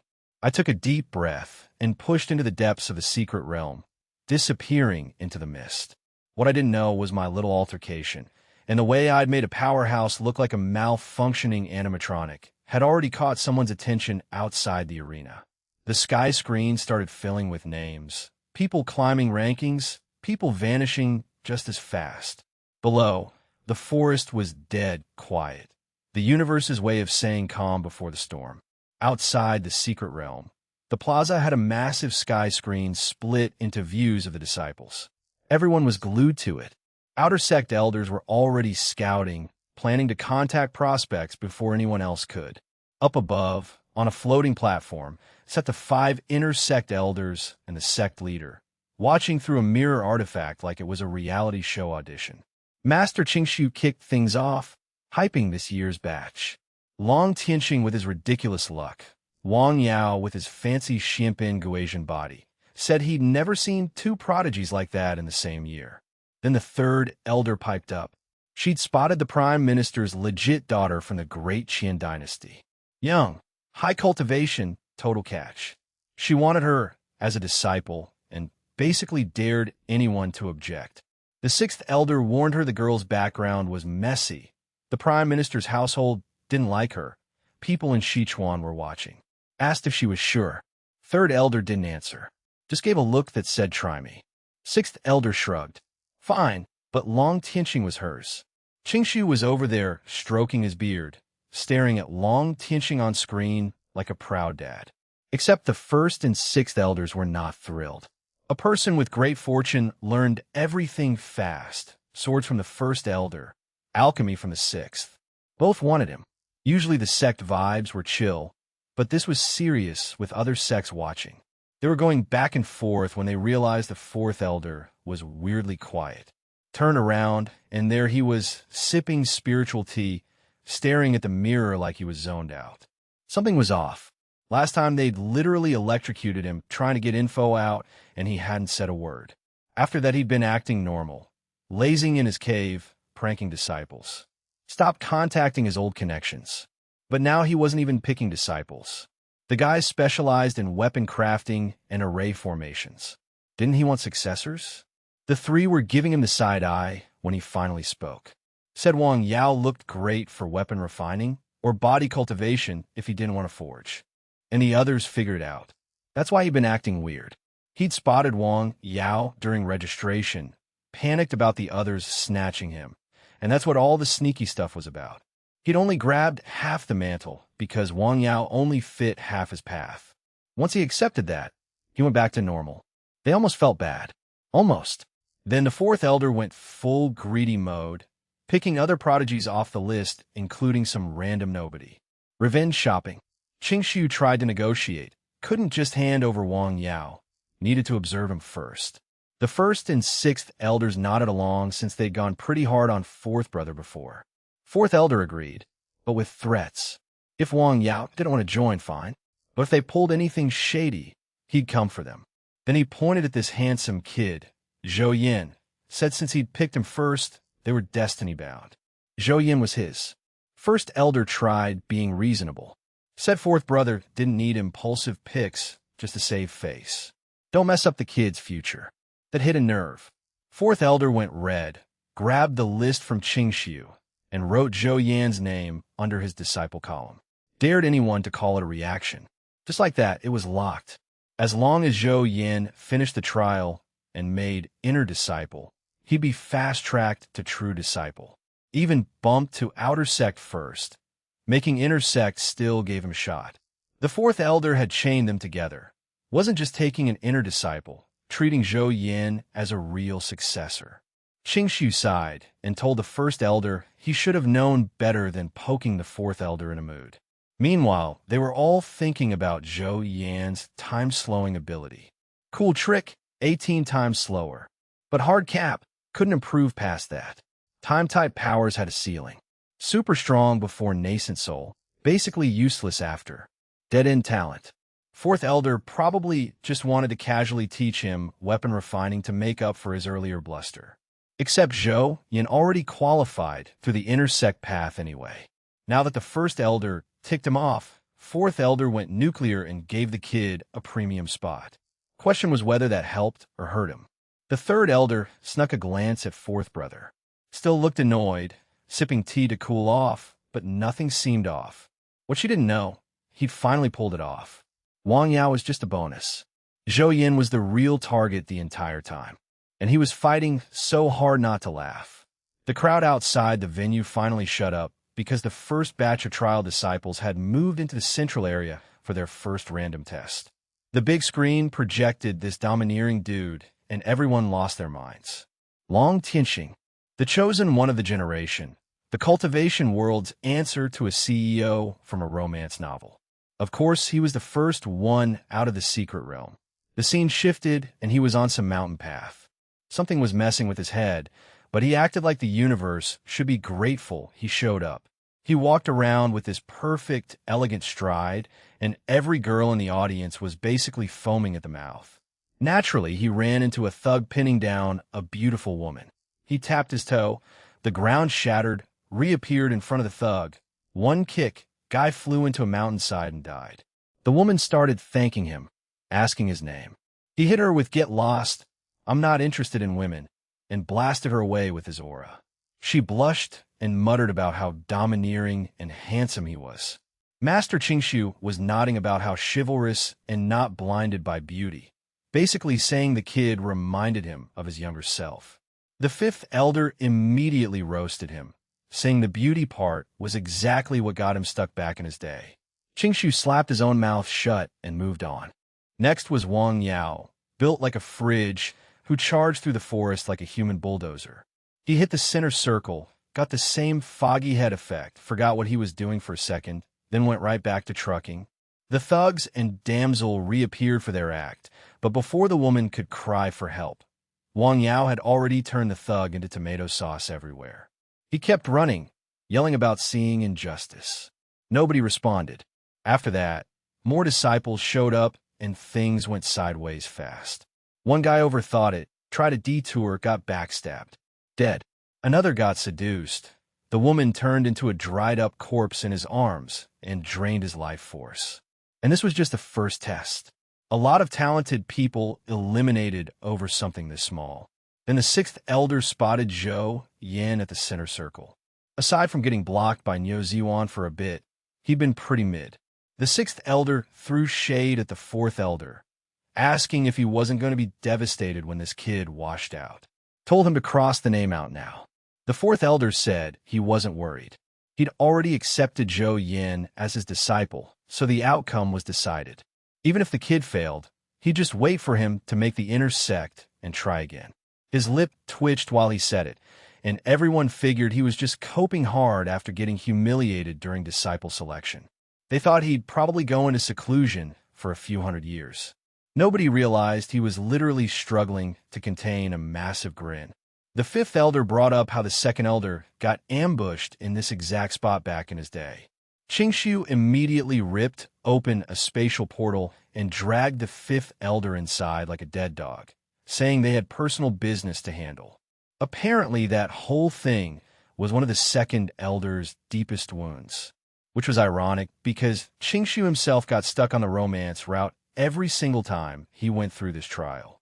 His sheer power is what kept him alive since the illusion monsters couldn't one-shot him, but he still didn't crack the top 3 despite being the most talented disciple of his year. Meanwhile, Zhou Yin had no idea he was being broadcast live on 2 screens. The forest vanished, the road turned into a mountain path, and he got hit with this massive headache. All the stuff he'd been reading at the Tianjiao rest area was crammed into his brain at once, way more intense than before. His status was all messed up. Qi refining level 1, pseudo, 1500 health, 100 mana, and some special status called Asking Heart scrambling his senses. He got a notification about clearing the beginner dungeon, and his brain just short-circuited. He figured he must have passed out from rage during a game and was now on some new server stomping noobs with a fresh account. The audience and elders were confused. Was this guy losing it from the illusion? His face kept shifting between angry and blank. The third elder got nervous. Thousands of years of experience. How could something go wrong? But Zhou Yin didn't give anyone time to wonder. He checked his backpack, gear, and skill bar, and immediately maxed out all the costume effects. He couldn't believe a fresh account had outfits this fire. His dark gold eyes lit up so intensely that even people watching through the screen felt like their privacy was being violated. Then this ethereal aura wrapped around him. Before he was just a handsome guy with cool eyes. Now he looked like a banished immortal with heaven's own eyes scanning the mortal realm. He looked more like a chosen one than Long, Tianqing himself. The fourth elder lost all composure. He started cackling and shouting through divine sense for everyone to hear that this was his disciple, and he was absolutely going to be a true disciple. And nobody was jealous of Zhou Yin getting marked before the trial was halfway done. They were jealous of the fourth elder. Because why should a banished immortal end up as a student? So there I was on a mountain path in what I was convinced was a video game, while the elders outside my trial were losing their minds. The fourth elder saw my ethereal vibe and practically had a heart attack. My eyes were doing that glowing thing that screamed top-tier special physique. But what really sent him over the edge was something Jiang Hongyue had written ages ago. She described me as having this mysterious, profound aura, like an immortal who'd wandered down from the heavens. The fourth elder figured she was just a clueless junior who'd never seen a high-level special physique and mistook it for immortal energy. Turns out she wasn't wrong. The fourth elder had seen real immortal energy before, and what I was putting out matched. He spiraled into reincarnated immortal theories and decided going all in on me was genius strategy. Naturally, the other elders realized they'd been played. The sixth elder literally started choking the fourth elder. The third elder busted out a talisman combo that formed golden chains and pinned him to thin air. Even the first elder, who barely ever spoke, decided to sword thrust at the fourth elder's back door. The scream was so vicious the sixth elder said his own, but clenched hearing it. Thankfully, the third elder had warded the platform beforehand, so nobody witnessed the elder equivalent of a WWE SmackDown. Meanwhile, I had no idea any of this was happening. I was knee-deep in my own mental nightmare. The trial tested character and beliefs, which meant they scrambled your memories so your reactions would be genuine. Problem was I was a transmigrator. 99% of my life was on Earth. The cultivation world stuff was a footnote. So when they scrambled my head, my brain filled in the blanks with Earth memories and called it a day. I was walking this mountain path with gold light in my eyes when 2 NPCs jumped out. A thug and a young woman, playing out the oldest ambush scenario in the book. The thug was doing his little lady routine, and she was screaming for help like a low-budget drama. Both were level 1 Qi refining with 100 health points. Basic mob stuff. I didn't react, which set off the thug's next phase. He was about to jump me when I decided to speedrun this garbage. I cranked my time acceleration to 18 times and appeared right in front of him. Stone-smashing fist. Straight punch, all force into 1 point. A tiny gray rune flickered at my knuckles. The thug's chest caved in, and he flew back. Instead of blood, weird multicolored light poured out of his mouth like a broken neon sign. Then my fatal strike passive kicked in. This deep cracking sound ripped through the air like someone smashed a mirror in reality itself. The thug twisted mid-flight, his disguise melting off like paint dissolving in water. Underneath was a smooth, mirror-like humanoid body made of 1,000 broken reflections. It hit the ground hard, cracks spreading from my punch, pieces dissolving into light. It looked at me with pure, primal terror. That 1% true damage wasn't just hurting it. It was eating into the fundamental essence of what made it exist. The woman NPC froze, acting completely dropped. She bolted, trying to vanish into the warped environment. I complained internally. Monsters were supposed to aggro, not run away. I used my water-skimming technique, caught her in one step, grabbed her hair, yanked her back, and punched her with the same stone-smashing fist. Same result. Disguise shattered. Another mirror monster scrambled away without looking back. I stood there, and the world blurred. Everything got too real. I could smell something burning. For a split second, I wondered if this was actually happening, but the trial's mind suppression crushed that thought. It had a UI. It had numbers. It was a game. I muttered it to myself like a mantra. The two mirror monsters fled in opposite directions, and I felt genuinely annoyed. Newbie mobs running away was just bad dungeon design. They should have fixed the bugs instead of adding fancy monster behavior. Whatever. I picked one at random and went after it. Both in true form could feel me coming and ran like their fragmented lives depended on it. Given what that true damage did to their existence, they weren't wrong. The spectators lost their minds. People asked if I was even human. Some elder had a crisis about how the secret realm couldn't be that fragile since the third elder made it. But then everyone decided my hesitation wasn't confusion. I was so talented, I saw through the illusion instantly. My eyes glowed. I had an ethereal aura, and suddenly I was the main character. A steward said, this explained why I went straight for the tower. I disdained the regular content, apparently. The crowd ate it up, saying I'd achieved physical sainthood and the third elder's illusion was just a warm-up. Theories got more unhinged, and my reputation blew past Long, Tianxing, and Wang Yao. Those two one-shot their monsters too, but I damaged the source code of the secret realm, which even a nascent soul cultivator supposedly couldn't do. Everyone credited my special physique and wondered what power these eyes held. Up on the high platform, the four elders won their battle by refusing to say a word. But those sect leaders cared about different stuff. They'd seen the eye effect, agreed it was a brand new physique, then noticed celestial energy mixed in. New constitutions showed up sometimes, totally normal. But celestial energy plus a new physique proved I was a reincarnated celestial immortal. And if that jerk fourth elder recruited me without a fight, none of them would sleep for centuries. So the three elders cooked up a plan targeting the fourth elder. Meanwhile, he was strutting like a rooster who'd won a cockfight, figuring he'd land me the moment I emerged. Inside the secret realm, I chased down the illusion monster that had bolted up the mountain and finished it off. Experience +1. You could level up in the beginner dungeon. The amount was laughably small, but beginner monsters were garbage anyway. Leveling and seeking the way was painfully slow unless you fought elites. If beginner dungeons gave experience, the early game would have been faster. Maybe a new bug. Whatever, barely any monsters to farm. Shame my true damage didn't trigger again. Fatal Strike was an old skill. Multiple targets, each hit landed on a different enemy. Single target, it always fired first, then it was a coin flip. Why did my new account have such a vintage skill? My head started spinning. I needed to wrap up and sleep before I died on the spot. The mini-map showed a red running downhill.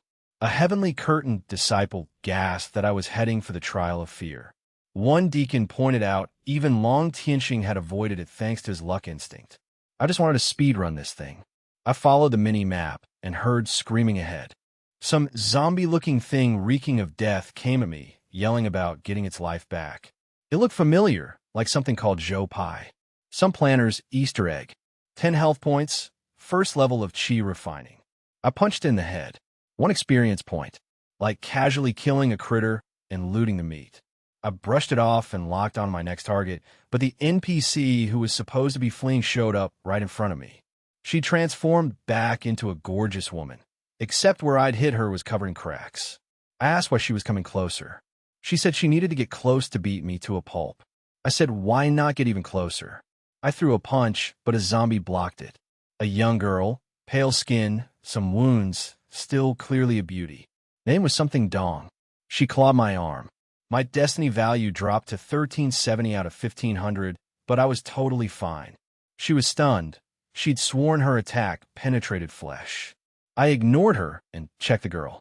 Another fear, illusion, 10 health, same as the last. Mass production model. Had to be the beginner dungeon boss. I went at her again, switched midair, pulled back my fist, launched a flying kick. She couldn't block it. Vanished on the spot, became my experience. My killing Dao title kicked in, draining blood and restoring stamina. I grinned at the beautiful woman. She was next. Zero fear in her eyes, just pure rage. She screamed for everyone to come out. Monsters crawled from the ground, dropped from the sky. Dong and Zhou family members, killers, horror movie creeps. She thought this would terrify me. Instead, I was thrilled. If I met these guys in real life, I would have run screaming. But right now, all I could think was, holy crap, so many IP collaborations. This studio was unstoppable. This was supposed to be a fear level where the more scared you got, the stronger the monsters became. But how was anyone supposed to be scared in a hack and slash? Tons of enemies, almost no health, none surviving a single hit. The fourth elder was stressed. He asked why the monsters were teaming up. The third elder explained, I wasn't afraid of any individual monster, so the fear test alone should have been easy. But there was another variable whose strength didn't scale down. Nobody could pass with that complication. She put on her calm face and said it was timing and fate. I'd chosen to fight 2 trials at once. Courage admirable, but I had to bear the consequences. The fourth elder swallowed his anger. What she didn't say was she was kicking herself for restricting everything to first-level chi, refining to be lazy. A faint blush crept across her composed face. Nobody had a good opinion of my chances. Even fearless against the fear test, the sheer numbers could crush any genius. With the extra variable, I was in deep trouble. Everyone was pessimistic, but I was having the time of my life. Monsters ramping up difficulty kept the adrenaline pumping. Life steal, stamina recovery, massive experience, constant positive feedback. This Muzu mowing down enemies concept was brilliant. Best update of the year. Seeking the Way had really leveled up. Then I staged a full-blown massacre for everyone watching. That's more like it, I thought, staring at the monster sea flooding the arena.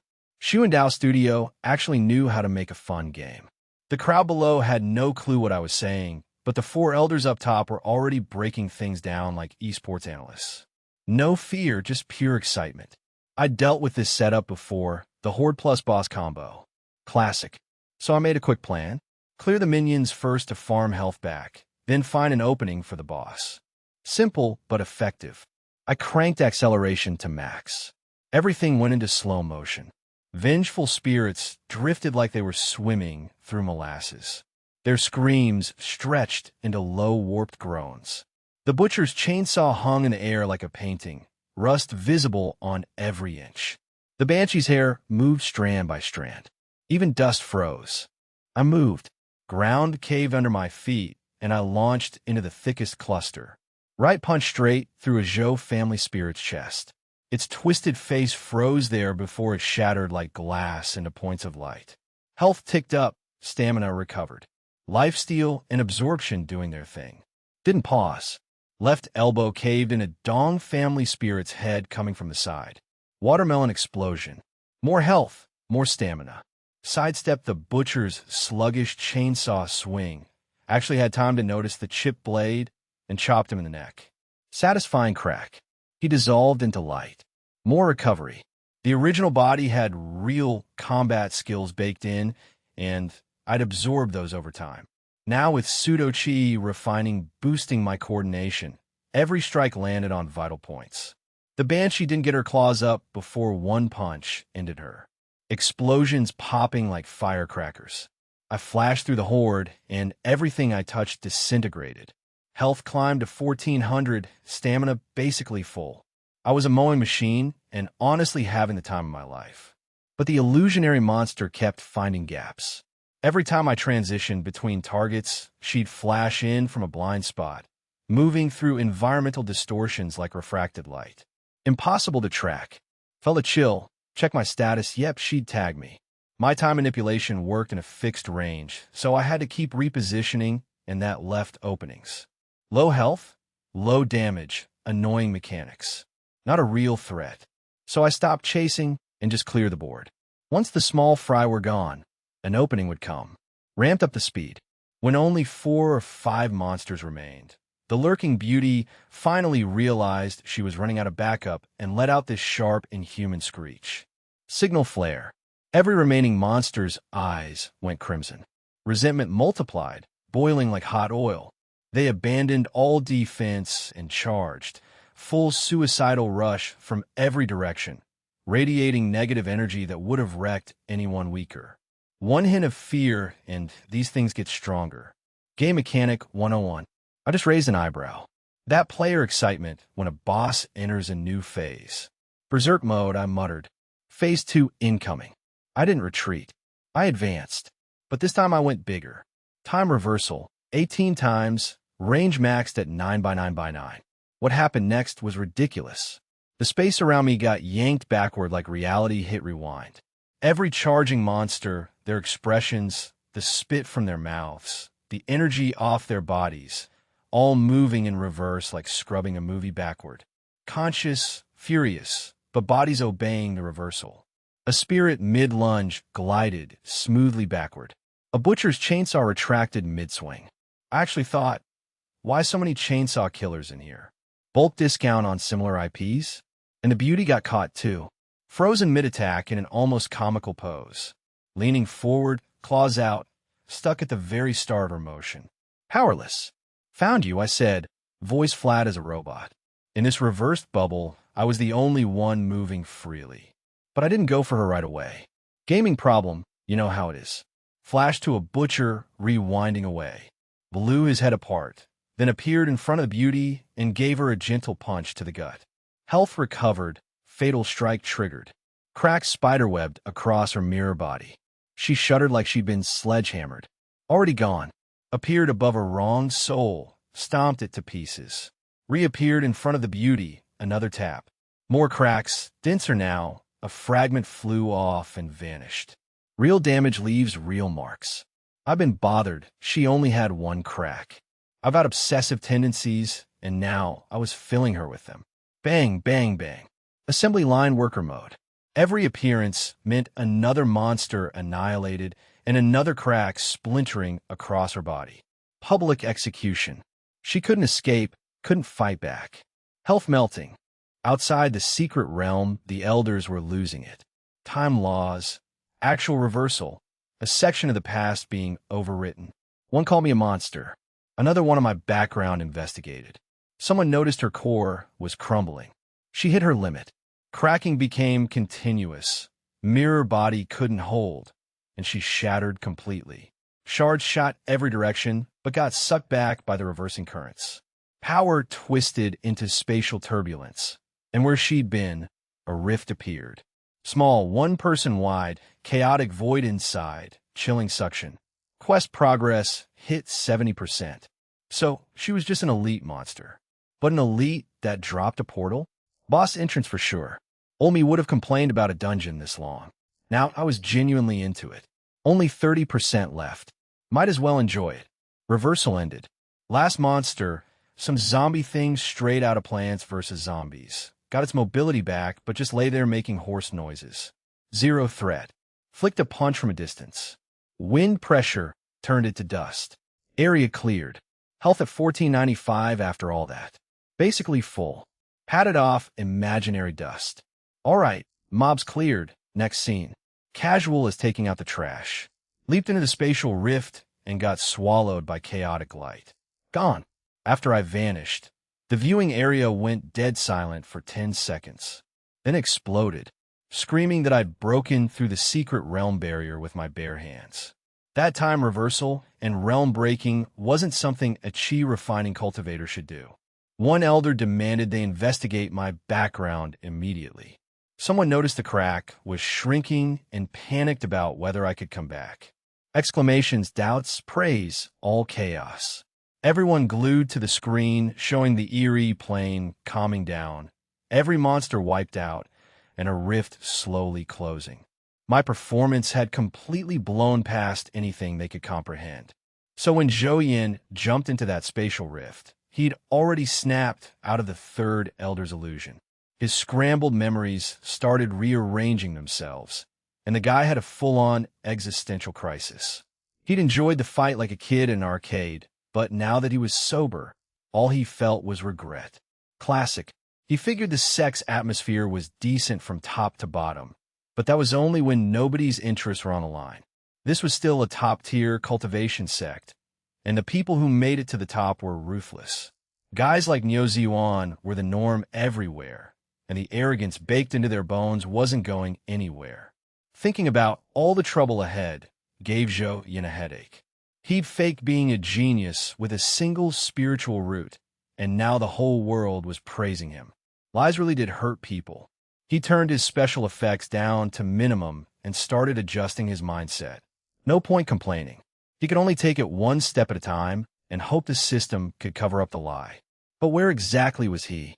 The surrounding space was pitch black with stars twinkling in the distance, like floating in the universe. Then a sphere shimmering with strange blue light drifted over from nowhere. Zhou Yin stepped back, but the thing kept coming until it stopped right in front of him. He swallowed hard and took it. The instant he grabbed it, his head went completely clear. He saw mountains and seas, flowers and birds, could smell the soil and feel the sea breeze. Through touching it, he understood what it was. The core of the secret realm. He lifted it above his head and told it to send him to the tower. A soft blue halo engulfed him, and silence returned to the void. Meanwhile, a blue light appeared in the tower hall. The crowd went wild seeing Zhou Yin reappear. People couldn't believe he'd skipped the middle level and gone straight to the top. Up on the high platform, the vibes were different. The first elder asked the third elder if that ball of light was the core of the old trial realm. The sixth elder was speechless. The third elder had just taken the old secret realm, wrapped it inside and out, tossed the old core, and slapped in a new one. The third elder's face went red and fired back that this wasn't slacking off. This was called recycling. Everyone busted up laughing. Then the sixth elder raised a fair point. The kid had sensed the core through those eyes and deliberately used the secret realm monster to shatter space. Wouldn't it be unfair to the other disciples if he got the old core? The fourth elder blew up. Why couldn't his disciple use what he earned through his own merit? Wasn't this just the other disciples being too weak? The other elders exchanged looks. Your disciple? You'll find out soon enough. The third elder calmed everyone down. The core only stabilized the area. Zhou Yin's authority was low, just some teleportation. With his strength, the inner circle monsters couldn't stop him anyway. The sixth elder felt relieved. Zhou Yin stepped out of the blue light into a huge circular space. In the center stood a massive crystal-clear pillar of light. The place was dead, quiet except for the low hum of energy. Then a voice. Someone had gotten here before him. Not just any random person could sneak in this fast. Zhou Yin looked up and saw a tall young man in a dark red outfit, python-patterned belt, black hair tied back casually, sharp eyebrows, radiating intense heroic energy. Arms crossed, brows furrowed. The system panel popped up, and Zhou Yan's jaw hit the floor. Chi refining level 1 with nearly 20,000 health points. Back when Niu Ziyuan was at level 3, his stats weren't close. This was a boss spawn. Then the health bar ticked to a clean 20,000. It even auto-regenerated. This thing wasn't even pretending anymore. Zhou Yin stayed silent and stared coldly, which only confirmed whatever suspicions this guy had. Wang Yao laughed heartily and declared that since Zhou Yin got here first, he should stop hiding. Wang Yao loved sparring with the strong. Their meeting was fate. How about a friendly exchange? Zhou Yan's heart sank. A friendly spar? He had 1,500 health points. This guy had 20,000 and looked like he could bench press a truck. He said he wasn't interested and tried to walk past to check the central pillar. Wang Yao flashed in front of him like a ghost. Ridiculous speed. His smile faded. Why keep him at arm's length? Was Zhou Yin looking down on him? The guy was straightforward and belligerent by nature. The more Zhou Yin refused, the more convinced he became that Zhou Yin was hiding his true strength. Zhou Yin tried again. Said he wasn't the strong person Wang Yao thought he was. Wang Yao just laughed and said they'd only know after they fought. Then he launched himself forward. His right foot slammed into the ground, and he shot out like an arrow. His fist carried terrifying momentum, so fast it made a whooshing sound. Fast, ruthless, and accurate. Completely beyond what Qi refining level 1 should be. Even more terrifying than Berserk Neo Ziyuan. No escaping it. Zhou Yin activated time acceleration at 18 times. Everything slowed. Wang Yao's fist became barely catchable. Zhou Yin dodged left, but the fist adjusted mid-flight. So he crossed his arms and braced. The crash echoed through the tower. An irresistible force slammed into his arms. Without combat mode, that punch would have shattered every bone in his hands. He flew backward like he'd been hit by a truck and crashed into the jade-like wall. 747 damage. One punch. His health went from 1495 to 748. More than half gone in a single hit. He knelt there staring at his health bar, genuinely scared. But Wang Yao didn't pursue. He stood there looking surprised. That punch was more than any ordinary Qi refining cultivator could handle, yet the opponent was completely unharmed. Then Wang Yao noticed something on the back of his hand.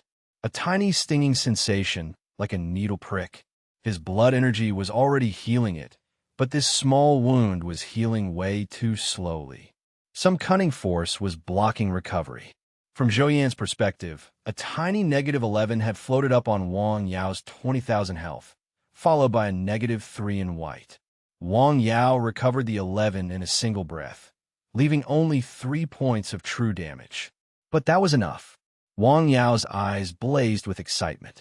He declared Zhou Yin a hidden master, someone who could take his punch without a scratch and inflict damage his physique couldn't easily recover from.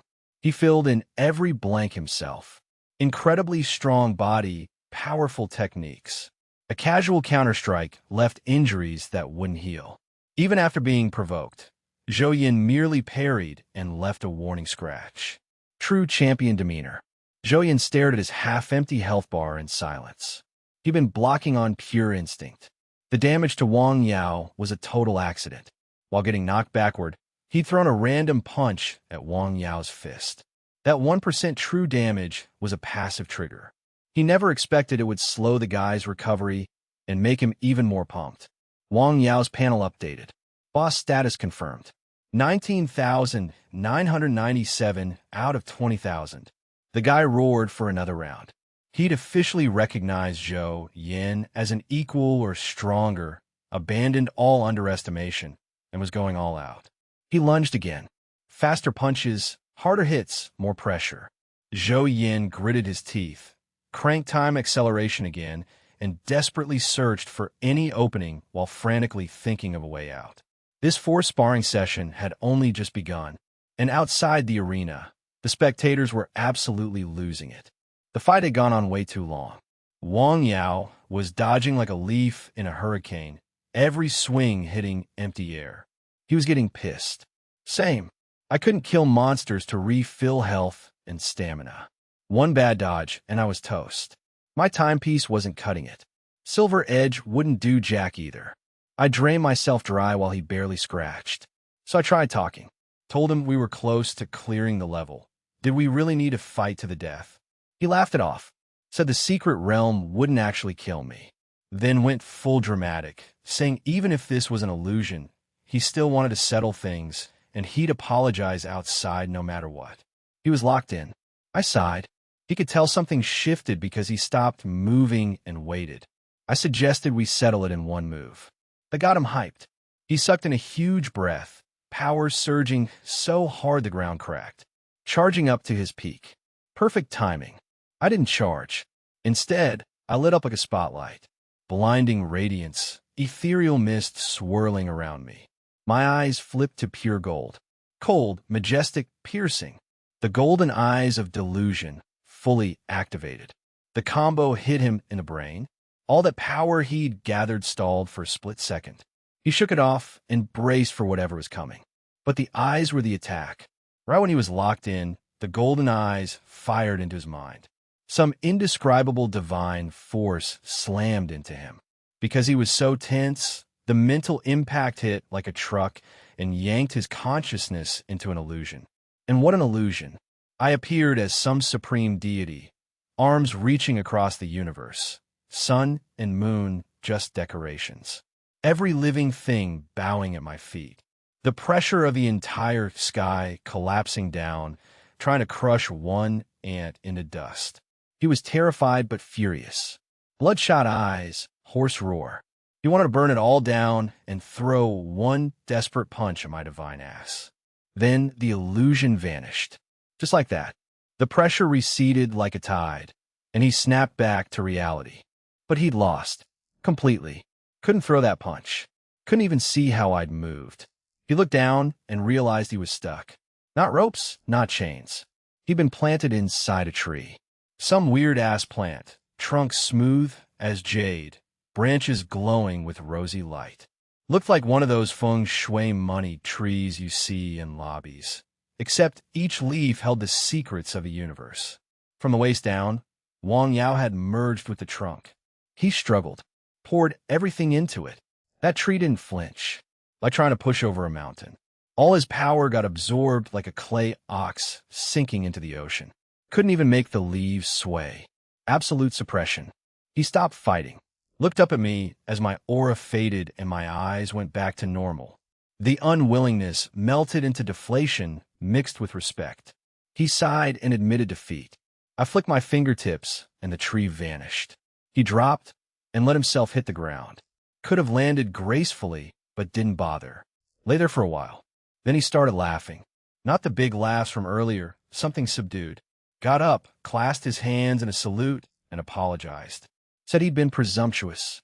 Said the gap between us was so huge I'd probably seen him as a kid throwing a tantrum. Said he'd personally apologize once we left the secret realm. Then he gave me a proper bow. Then he started charging up his right hand.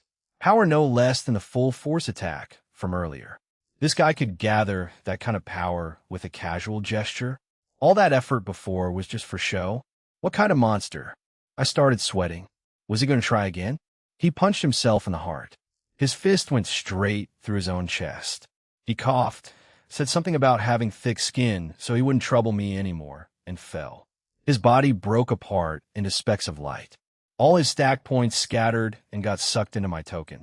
I couldn't see the rankings from inside the tower, but looking at how many points he had, it would take a while to absorb them. I stood there feeling like a jerk. He was about to pass anyway. Why kill himself? I genuinely hadn't been trying to steal his points. Thinking back, I'd used the secret realm core the moment I touched it. Low authority, basically just teleportation. But having permissions meant the realm recognized me as part of the family system, which let me plant the money tree for my inventory. The money tree in a pot was fragile, needed constant care. But in open ground, it was gorgeous and doubled as an invisible wall. I'd combined that with the Golden Eyes costume's entertainment effect to force him to watch a 2-second cutscene. That was how I'd landed the hit. But given his massive health bar and no monsters to stack crits, killing him was never the plan. I just wanted to bluff him and maybe recruit a helper. Instead, the guy punched his own heart out and handed me his points. And I really didn't even want them. After soaking up all those points, I dove into the pillar head first. One hothead like Wang Yao was enough. If another showed up, I need to swallow an entire pharmacy.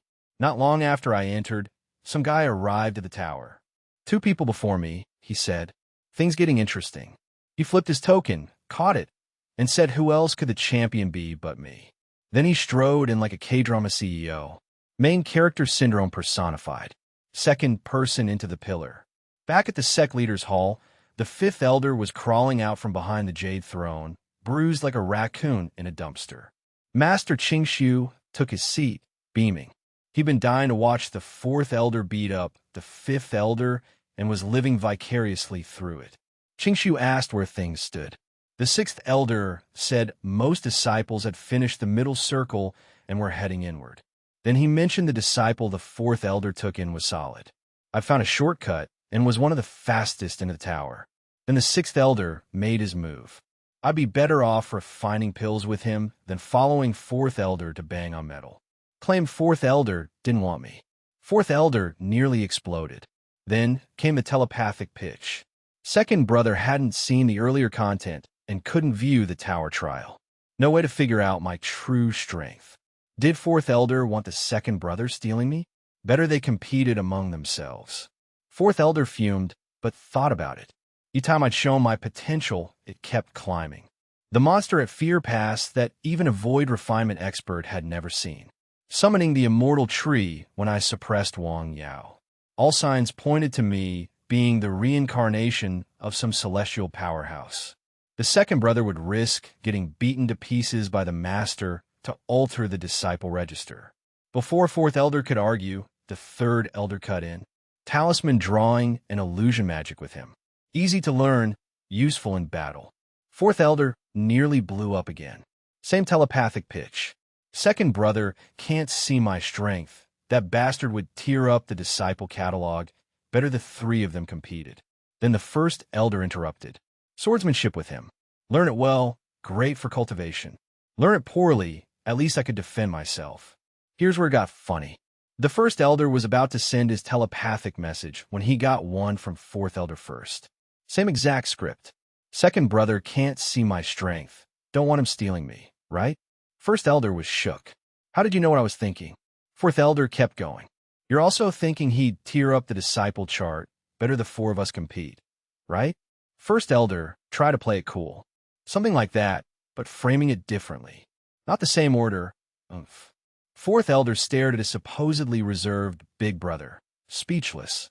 Originally, he just wanted to wait for me to finish and claim a beloved disciple. Maybe someday, I'd become a supreme elder and he could flex on the second elder. Now he had to compete with four people and regretted making that badge. All four reached a consensus. Keep the second brother in the dark, deal with it later. Master Qingshu watched this and got more confused. Void refinement stage, running the sect long enough to be a cunning old fox. He could tell those four were hiding something, but nothing sounded like a lie. What was so special about me? He shrugged it off. Get long tinching first, worry about me later. If his siblings liked something, he liked it too. As for the fourth elder, already recording a master-disciple relationship, he could use the sect leader's token to erase that page. Been cultivating immortality long enough to be past caring about reputation. By then, I was deep asleep inside the pillar. I felt some light ahead. A voice told me to open my eyes. He was Sha Feline, a former sect leader of Qingshu Cave Heaven. Said I could pass directly if I went back now. Continuing would only lower my score. Wait, you could tank your score on purpose? That was a thing? Sorry, Wang Yao, but since you handed me your points on a silver platter, don't blame me for spending them. I cracked my eyes open, looked at the blurry phantom, and said, with all the righteousness I could muster, my points didn't belong to me alone. If I withdrew, a fellow Taoist would be disappointed. The phantom said I'd already done a great deal, and he'd understand. I was standing at the door. Took 2 steps. How was that much effort? Despite internally roasting it, I kept my upright expression. That fellow Taoist was a true seeker of the Tao. He'd entrusted his hopes to me, so I'd stay and carry his share. The phantom said good. Didn't expect me to have such a mindset. He'd bring 2 rewards, and I could give the other to my friend after I passed. I won, all according to plan. So I'm lying there blind, and there's background music, like actual zither and flute. I asked if the test had started and why there was a soundtrack. Then this voice hits me with a question. If I were a remnant soul of a demonic cultivator, impersonating a sect leader, trying to possess a descendant for rebirth, what would I do? I'm thinking the plot was going fine. Why do we need a boss fight? The old guy laughed, said it was just a thought exercise. Then he dropped this gem about how the cultivation world is cruel, and righteous people need to be even more evil than demons. If you're naive, you die young. I still couldn't see, but I figured the guy asking these questions was talking nonsense. I played along anyway. I told him I'd set up a legacy with real insights and cultivation memories. Once the target sees it's legit, they let their guard down. Then all those memories flood in and overwhelm their consciousness. When they can't tell who they are anymore, that's when you strike. The music stopped, then restarted. The old guy goes, "Never too old to learn." And I'm thinking, please don't take notes on demonic possession. Then Shah Fulin started getting way too interested in my tutorial, and I was genuinely worried this dude might actually be a remnant soul. I just wanted to lose points and barely scrape into the intersect. I did not sign up for a life-or-death situation. Good answer, he says. Question 2. How do you trick someone when they already suspect you're a demonic cultivator's remnant soul? I lost it.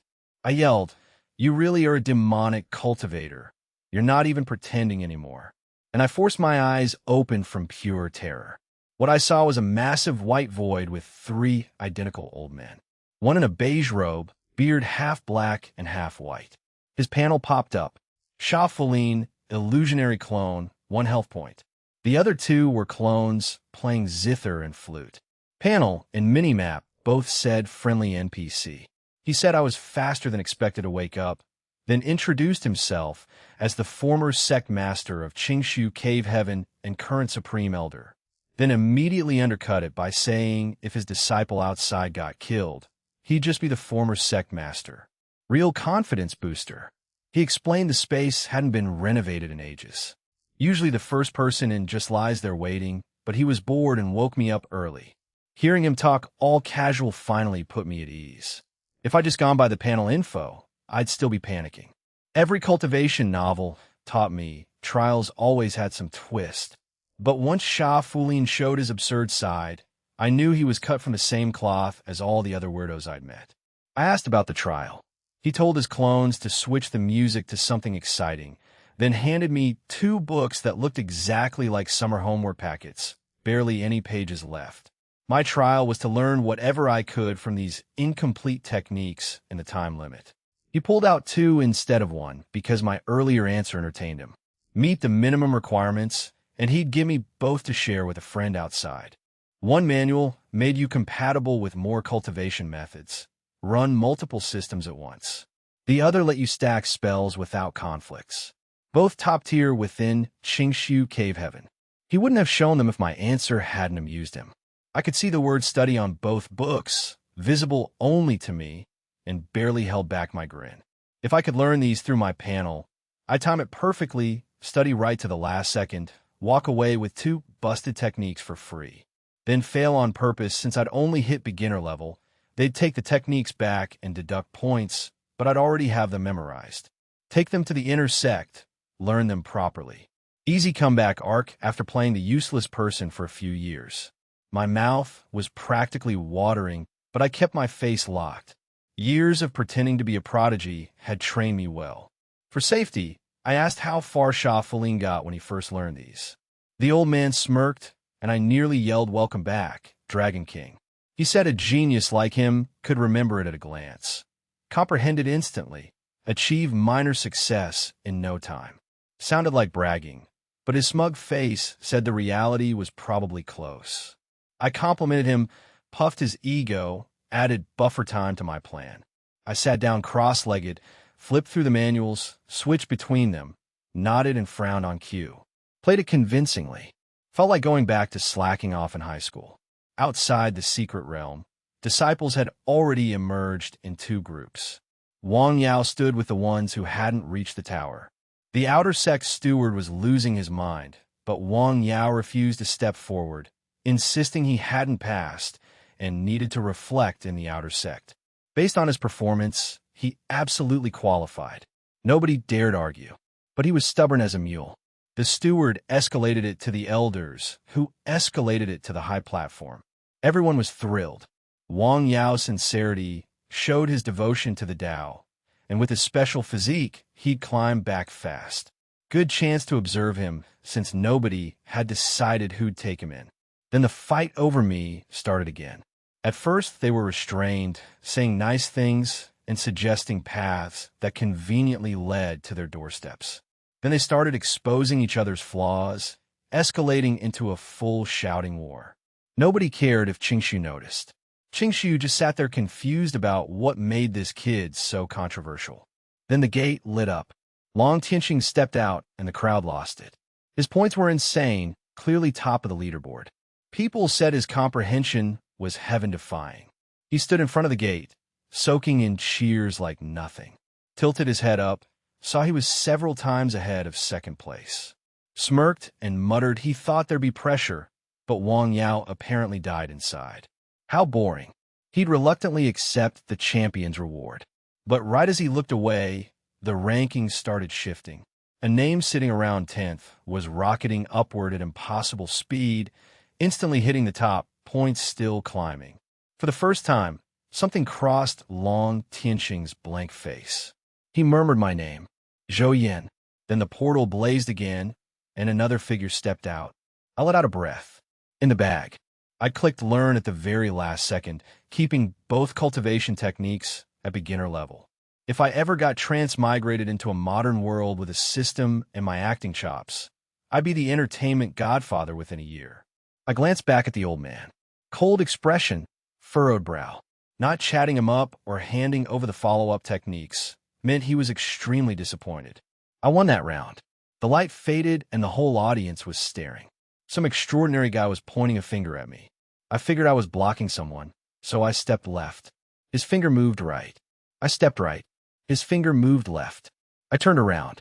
Nobody. I even lifted my boot to check. He snapped. Said he was talking about me. Asked how anyone could be so small as to hide under my feet.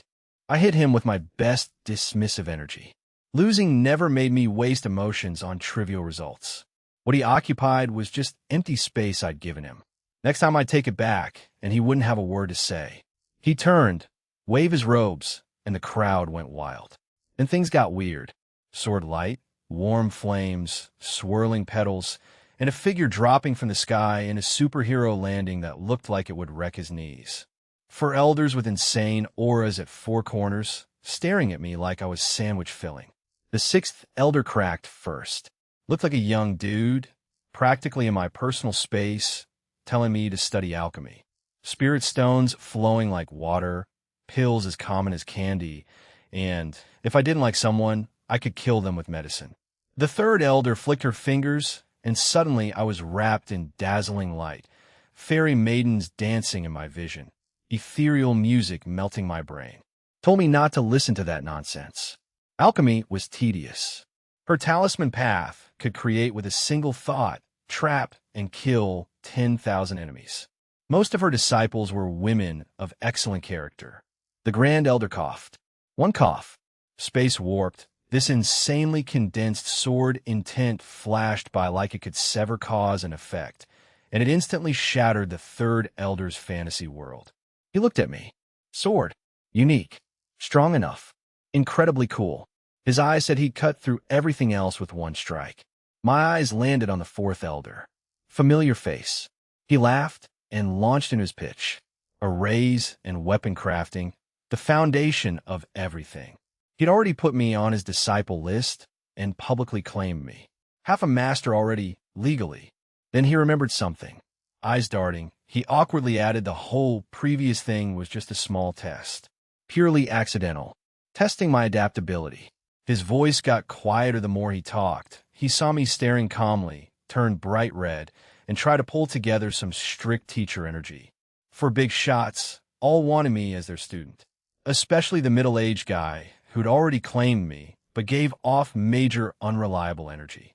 I cupped my hands, bowed, and said I was deeply grateful, but needed time to think.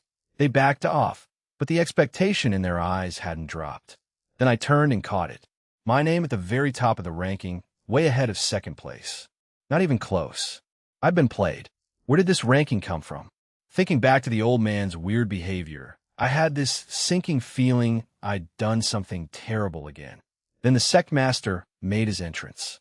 Because, of course, white hair, purple clouds, a poetic monologue about brewing tea and not competing with the world while secretly holding all the power. He descended a stairway of purple light like he'd rehearsed for weeks. The fourth elder muttered about the old guy, faking it the whole time. The sect master strolled over, all grandfatherly energy, and asked if I'd become his disciple. Before I could answer, he cut me off, said not to worry about the fourth elder's claim. The old man had forced it without asking my opinion, a disgrace to the sect. All I had to do was speak up, and he'd use his authority to wipe the slate clean. The other elders were about to blow up when a voice came through from the patriarch's secluded cultivation spot. One line asked what the sect master was pretending for, and whether he could even educate such a good disciple. Ouch! This paper crane comes sailing in from nowhere, bending space and teleporting like it owns the place. Everyone heard the voice and went dead serious, bowing like their lives depended on it. The voice belonged to Shafulin, the Supreme Elder. Same guy I'd been chatting with forever. The crane landed, little lights floated out and formed a human shape. Shafulin's phantom popped out and hit me with, "Young man, we meet again." I bowed and greeted him properly. He circled around me, stroking his beard like he was shopping for a used car, then said I was even more handsome in person than my clone, and only a few % less handsome than he was in his youth. Classic. He asked if they'd figure out who was teaching me. Qingshu spoke up first, said he'd teach me personally since he had the highest cultivation level. The second his teacher showed up, Qingshu dropped the dignified sect leader act. Everyone already knew his real personality. Then Shafulin dropped the bomb. His clone in the secret realm had triggered a hidden attack just to contact him because my comprehension was insane. I'd learned 2 nascent soul cultivation techniques in less than half a day. Not just memorized them, mastered the basics of both. He said his own comprehension speed back at nascent soul was about the same. That hit everyone like a truck. The other disciples could barely hold one technique when they finally got it down. Meanwhile, I'd mastered 2 from scratch. Long Tianxing and Wang Yao weren't surprised, but everyone else stared at me like I'd grown a second head. The elders started a telepathic side conversation they barely bothered to hide. Fourth elder said something was wrong with this old man. Third elder said Shafulin's personality was worse than the second brother's. Shafulin caught them and called them out for not even blocking their divine sense. Sixth elder told everyone to stop hiding it because they didn't want another surprise junior brother. Then Shafulin said it. He wanted to take me as his personal disciple. Asked if anyone had a problem. Sixth elder pointed out he was going into seclusion. Shafulin said that's what the senior disciples were for. They'd handle normal teaching, and he'd pop in during free time. Brag he'd already taught 6 void refinement cultivators who'd reached tribulation transcending. Said a disciple this good deserved the best. If not him, then who? Fourth elder stepped up. Said he couldn't accept me. Shafulin's friendly face vanished, and he reappeared with his forehead basically touching the fourth elder's. Said he hadn't settled the score with that damn chair yet, and would have folded him 80% back in the day if the old man hadn't said not to hit kids. Fourth elder swallowed hard and asked to explain. Shafulin stepped back, crossed his arms, gave him the look that said you better have a good reason. Fourth elder said, I had a single spiritual root. Other elders perked up, but Shafulin just said high comprehension and great talent were good things. Then it turned into everyone listing my qualities like building a character sheet. Special constitution, eyes that could see through illusions. Third elder added I could see through his secret realms and shatter the space using loopholes. First and sixth elders piled on, with an ethereal aura like a reincarnated immortal. Physical strength comparable to a Xianpin Guasian body, and spells with immortal energy. I was standing there losing it internally. Were they even talking about me? None of that sounded like me. The longer they went, the more convinced I was I'd ascend by tomorrow. The crowd below was going wild, telling everyone a reincarnated immortal had shown up. My reputation points stacked up, went from nobody to having some fame, completed one of my mission requirements. I wasn't happy. Just wanted to scream at them to stop because I was genuinely scared. Shafulin had been pleased at first, but went calm after hearing all those qualities. He interrupted everyone and asked if prodigies had been popping up across the cultivation world lately. Everyone was confused but answered honestly. Way more than previous eras. Shafula nodded with a furrowed brow and said it was time again, much earlier than usual. Qingshu asked what he meant. Shafula ignored him and cranked his divine sense transmission to max, broadcasting from his actual physical body. Today, the Qingshu Grotto Heaven appointed me, Zhou Yin, as the Holy Sun. And the Holy Sun trial started immediately. So the sect leader dropped the bomb. Odison. He just casually tossed that title on a Zhou Yin, and the entire room short-circuited.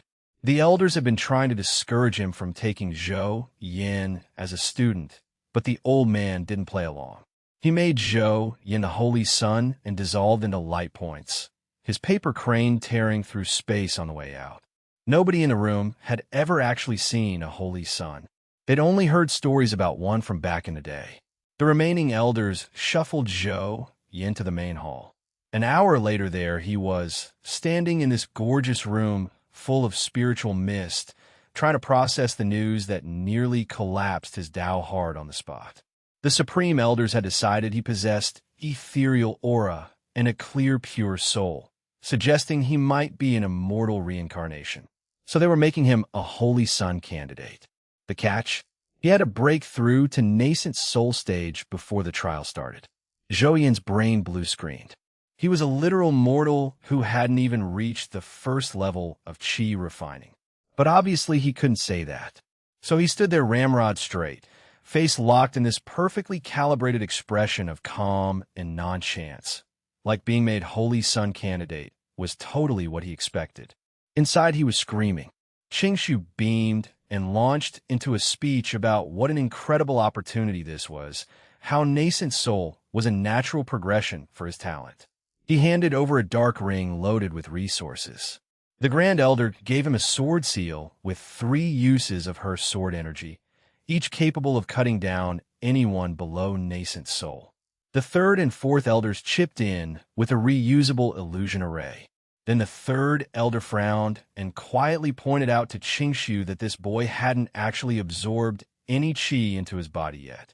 The hall went dead silent. Everyone's divine senses swept over him. Blood and qi were fine, soul was weirdly deep for his age, but cultivation level? Total mortal. Qingshu coughed and admitted they'd been a little impatient. They'd seen Zhou Yin as celestial jade covered in dust, but forgot he still needed time to be sculpted. The 4th Elder did damage control, saying with his talent, foundation establishment would come tomorrow, golden core next month. Nascent soul was basically a smooth road. Plus they were heading north. What could possibly go wrong? Everyone latched onto that, and the mood bounced back. If anything, his mortal status just proved how extraordinary he was. Then they started stuffing his ring with more loot. Complete Qingshu refining qi technique, 10 bottles of high-grade qi gathering pills, 10,000 low-grade spirit stones, a calming futon, and a jar of spirit mist tea. Qingshu gave him one last solemn shoulder pat. The sect was his strongest support. They'd personally see him off at the gate tomorrow. Zhou Yin swallowed the curse climbing up his throat, forced out a calm, almost eager smile, bowed, and said he'd live up to everyone's expectations. Then he walked out with perfect composure under all those gratified gazes. It wasn't until he got back to the prodigy quarters and activated the soundproof array that the whole act collapsed.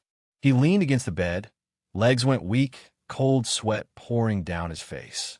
He stared at all that heavy opportunity in his hand, then looked inward at his completely empty dantian. Tomorrow he'd be escorted out of the sect to complete a training expedition that required nascent soul to finish. He sat slumped against the bed, turned grayish-white, completely burned out. He looked up at the sky, fighting back tears of pure grievance. All he wanted was to be a peaceful inner disciple. He finally understood what it meant when one lie required countless lies to maintain. Let whoever wanted to be the Holy Sun be the Holy Sun.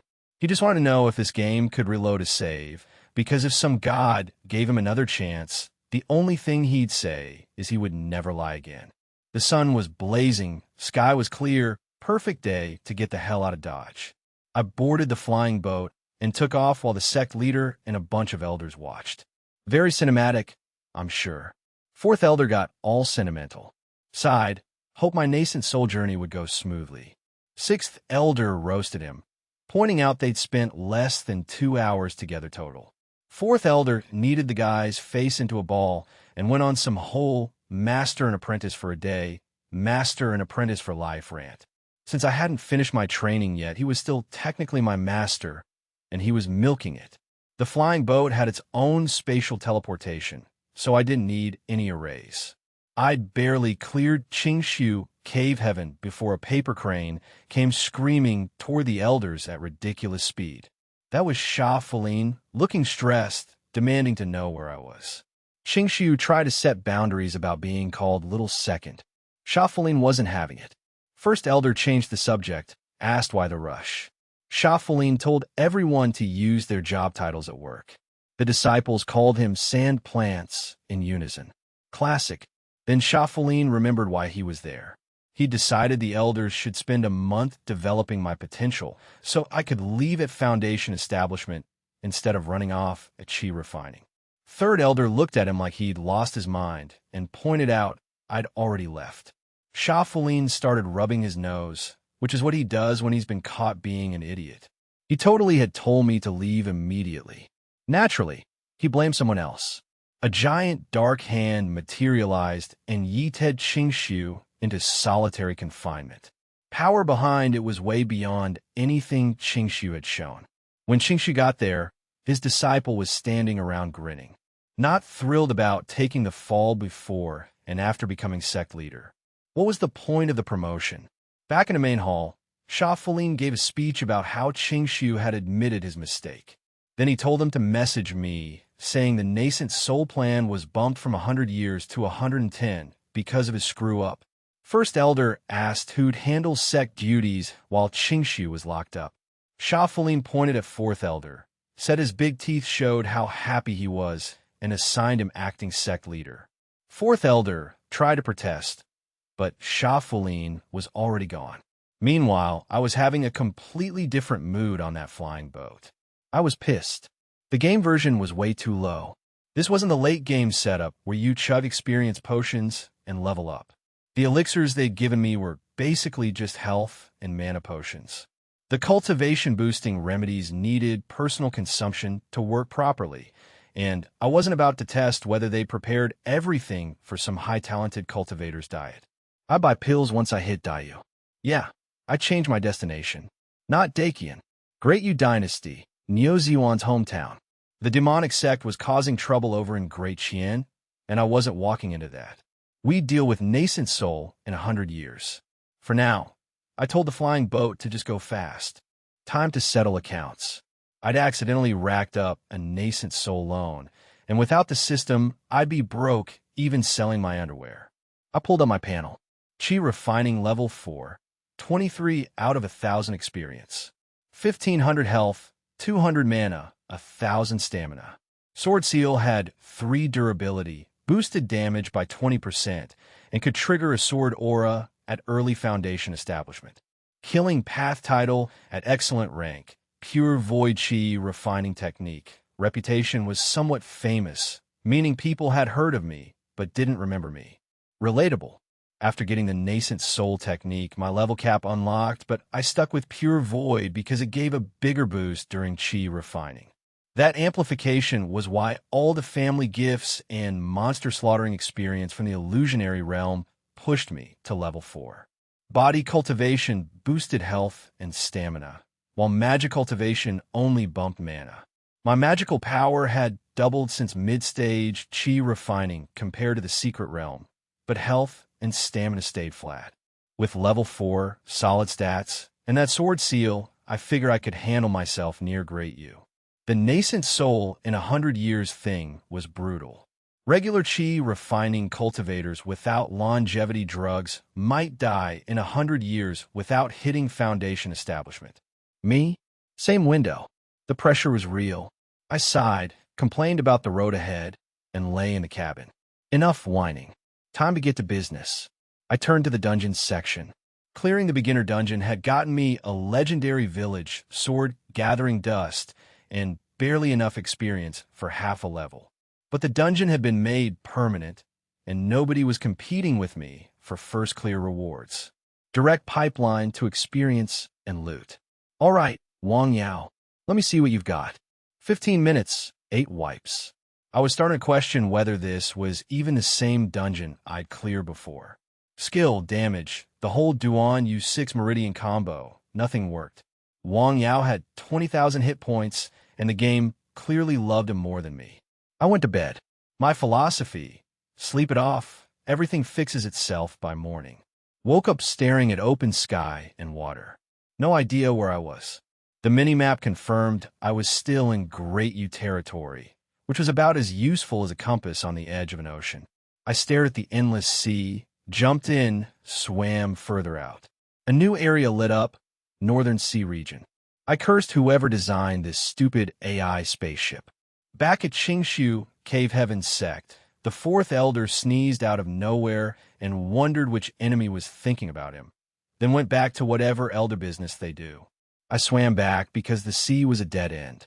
According to the Qingshu cave records, Biming belonged to the demon race, mostly hostile to humans. No idea if inland was safe, but I was heading there anyway.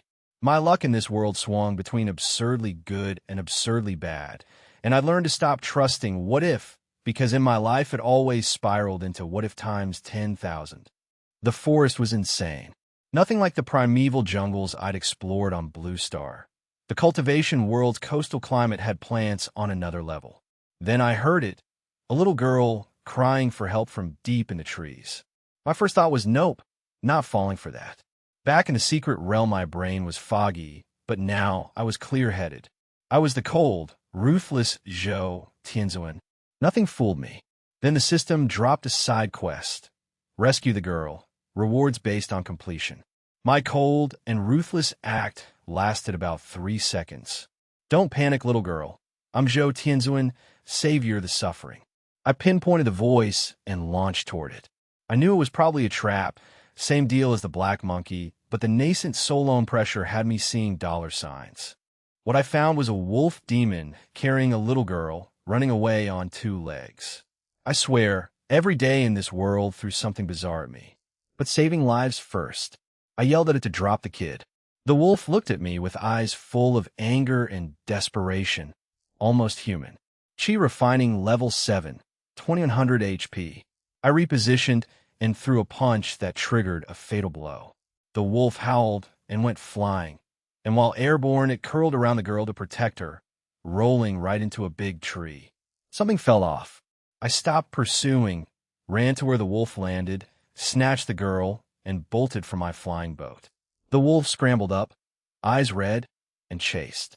Picture this, me sprinting through dense jungle holding a little girl, an upright running wolf demon hot on my heels. It couldn't catch me. Dropped to all fours, saliva dripping. Then, Duong, slammed face first into an invisible wall. The impact snapped it back to reality. It saw me on my boat and just barked. I ignored it. Loser talk. Hit with some trash talk. It howled, realized I wasn't coming down, gave me an ice-cold glare. The whole eagle's gaze and wolf's look, then vanished into the forest. I carried the girl into the cabin and set her on a chair. She'd been trembling and dazed the whole time. Kids usually break down crying once they're safe, but she just sat there. Who knows what that thing put her through? If I'd been carried around by a monster like that as a kid, I would have passed out cold. It was the exact vibe of those stories parents tell. Go to sleep or the monster gets you. Different details, same energy, every kid's first ghost story.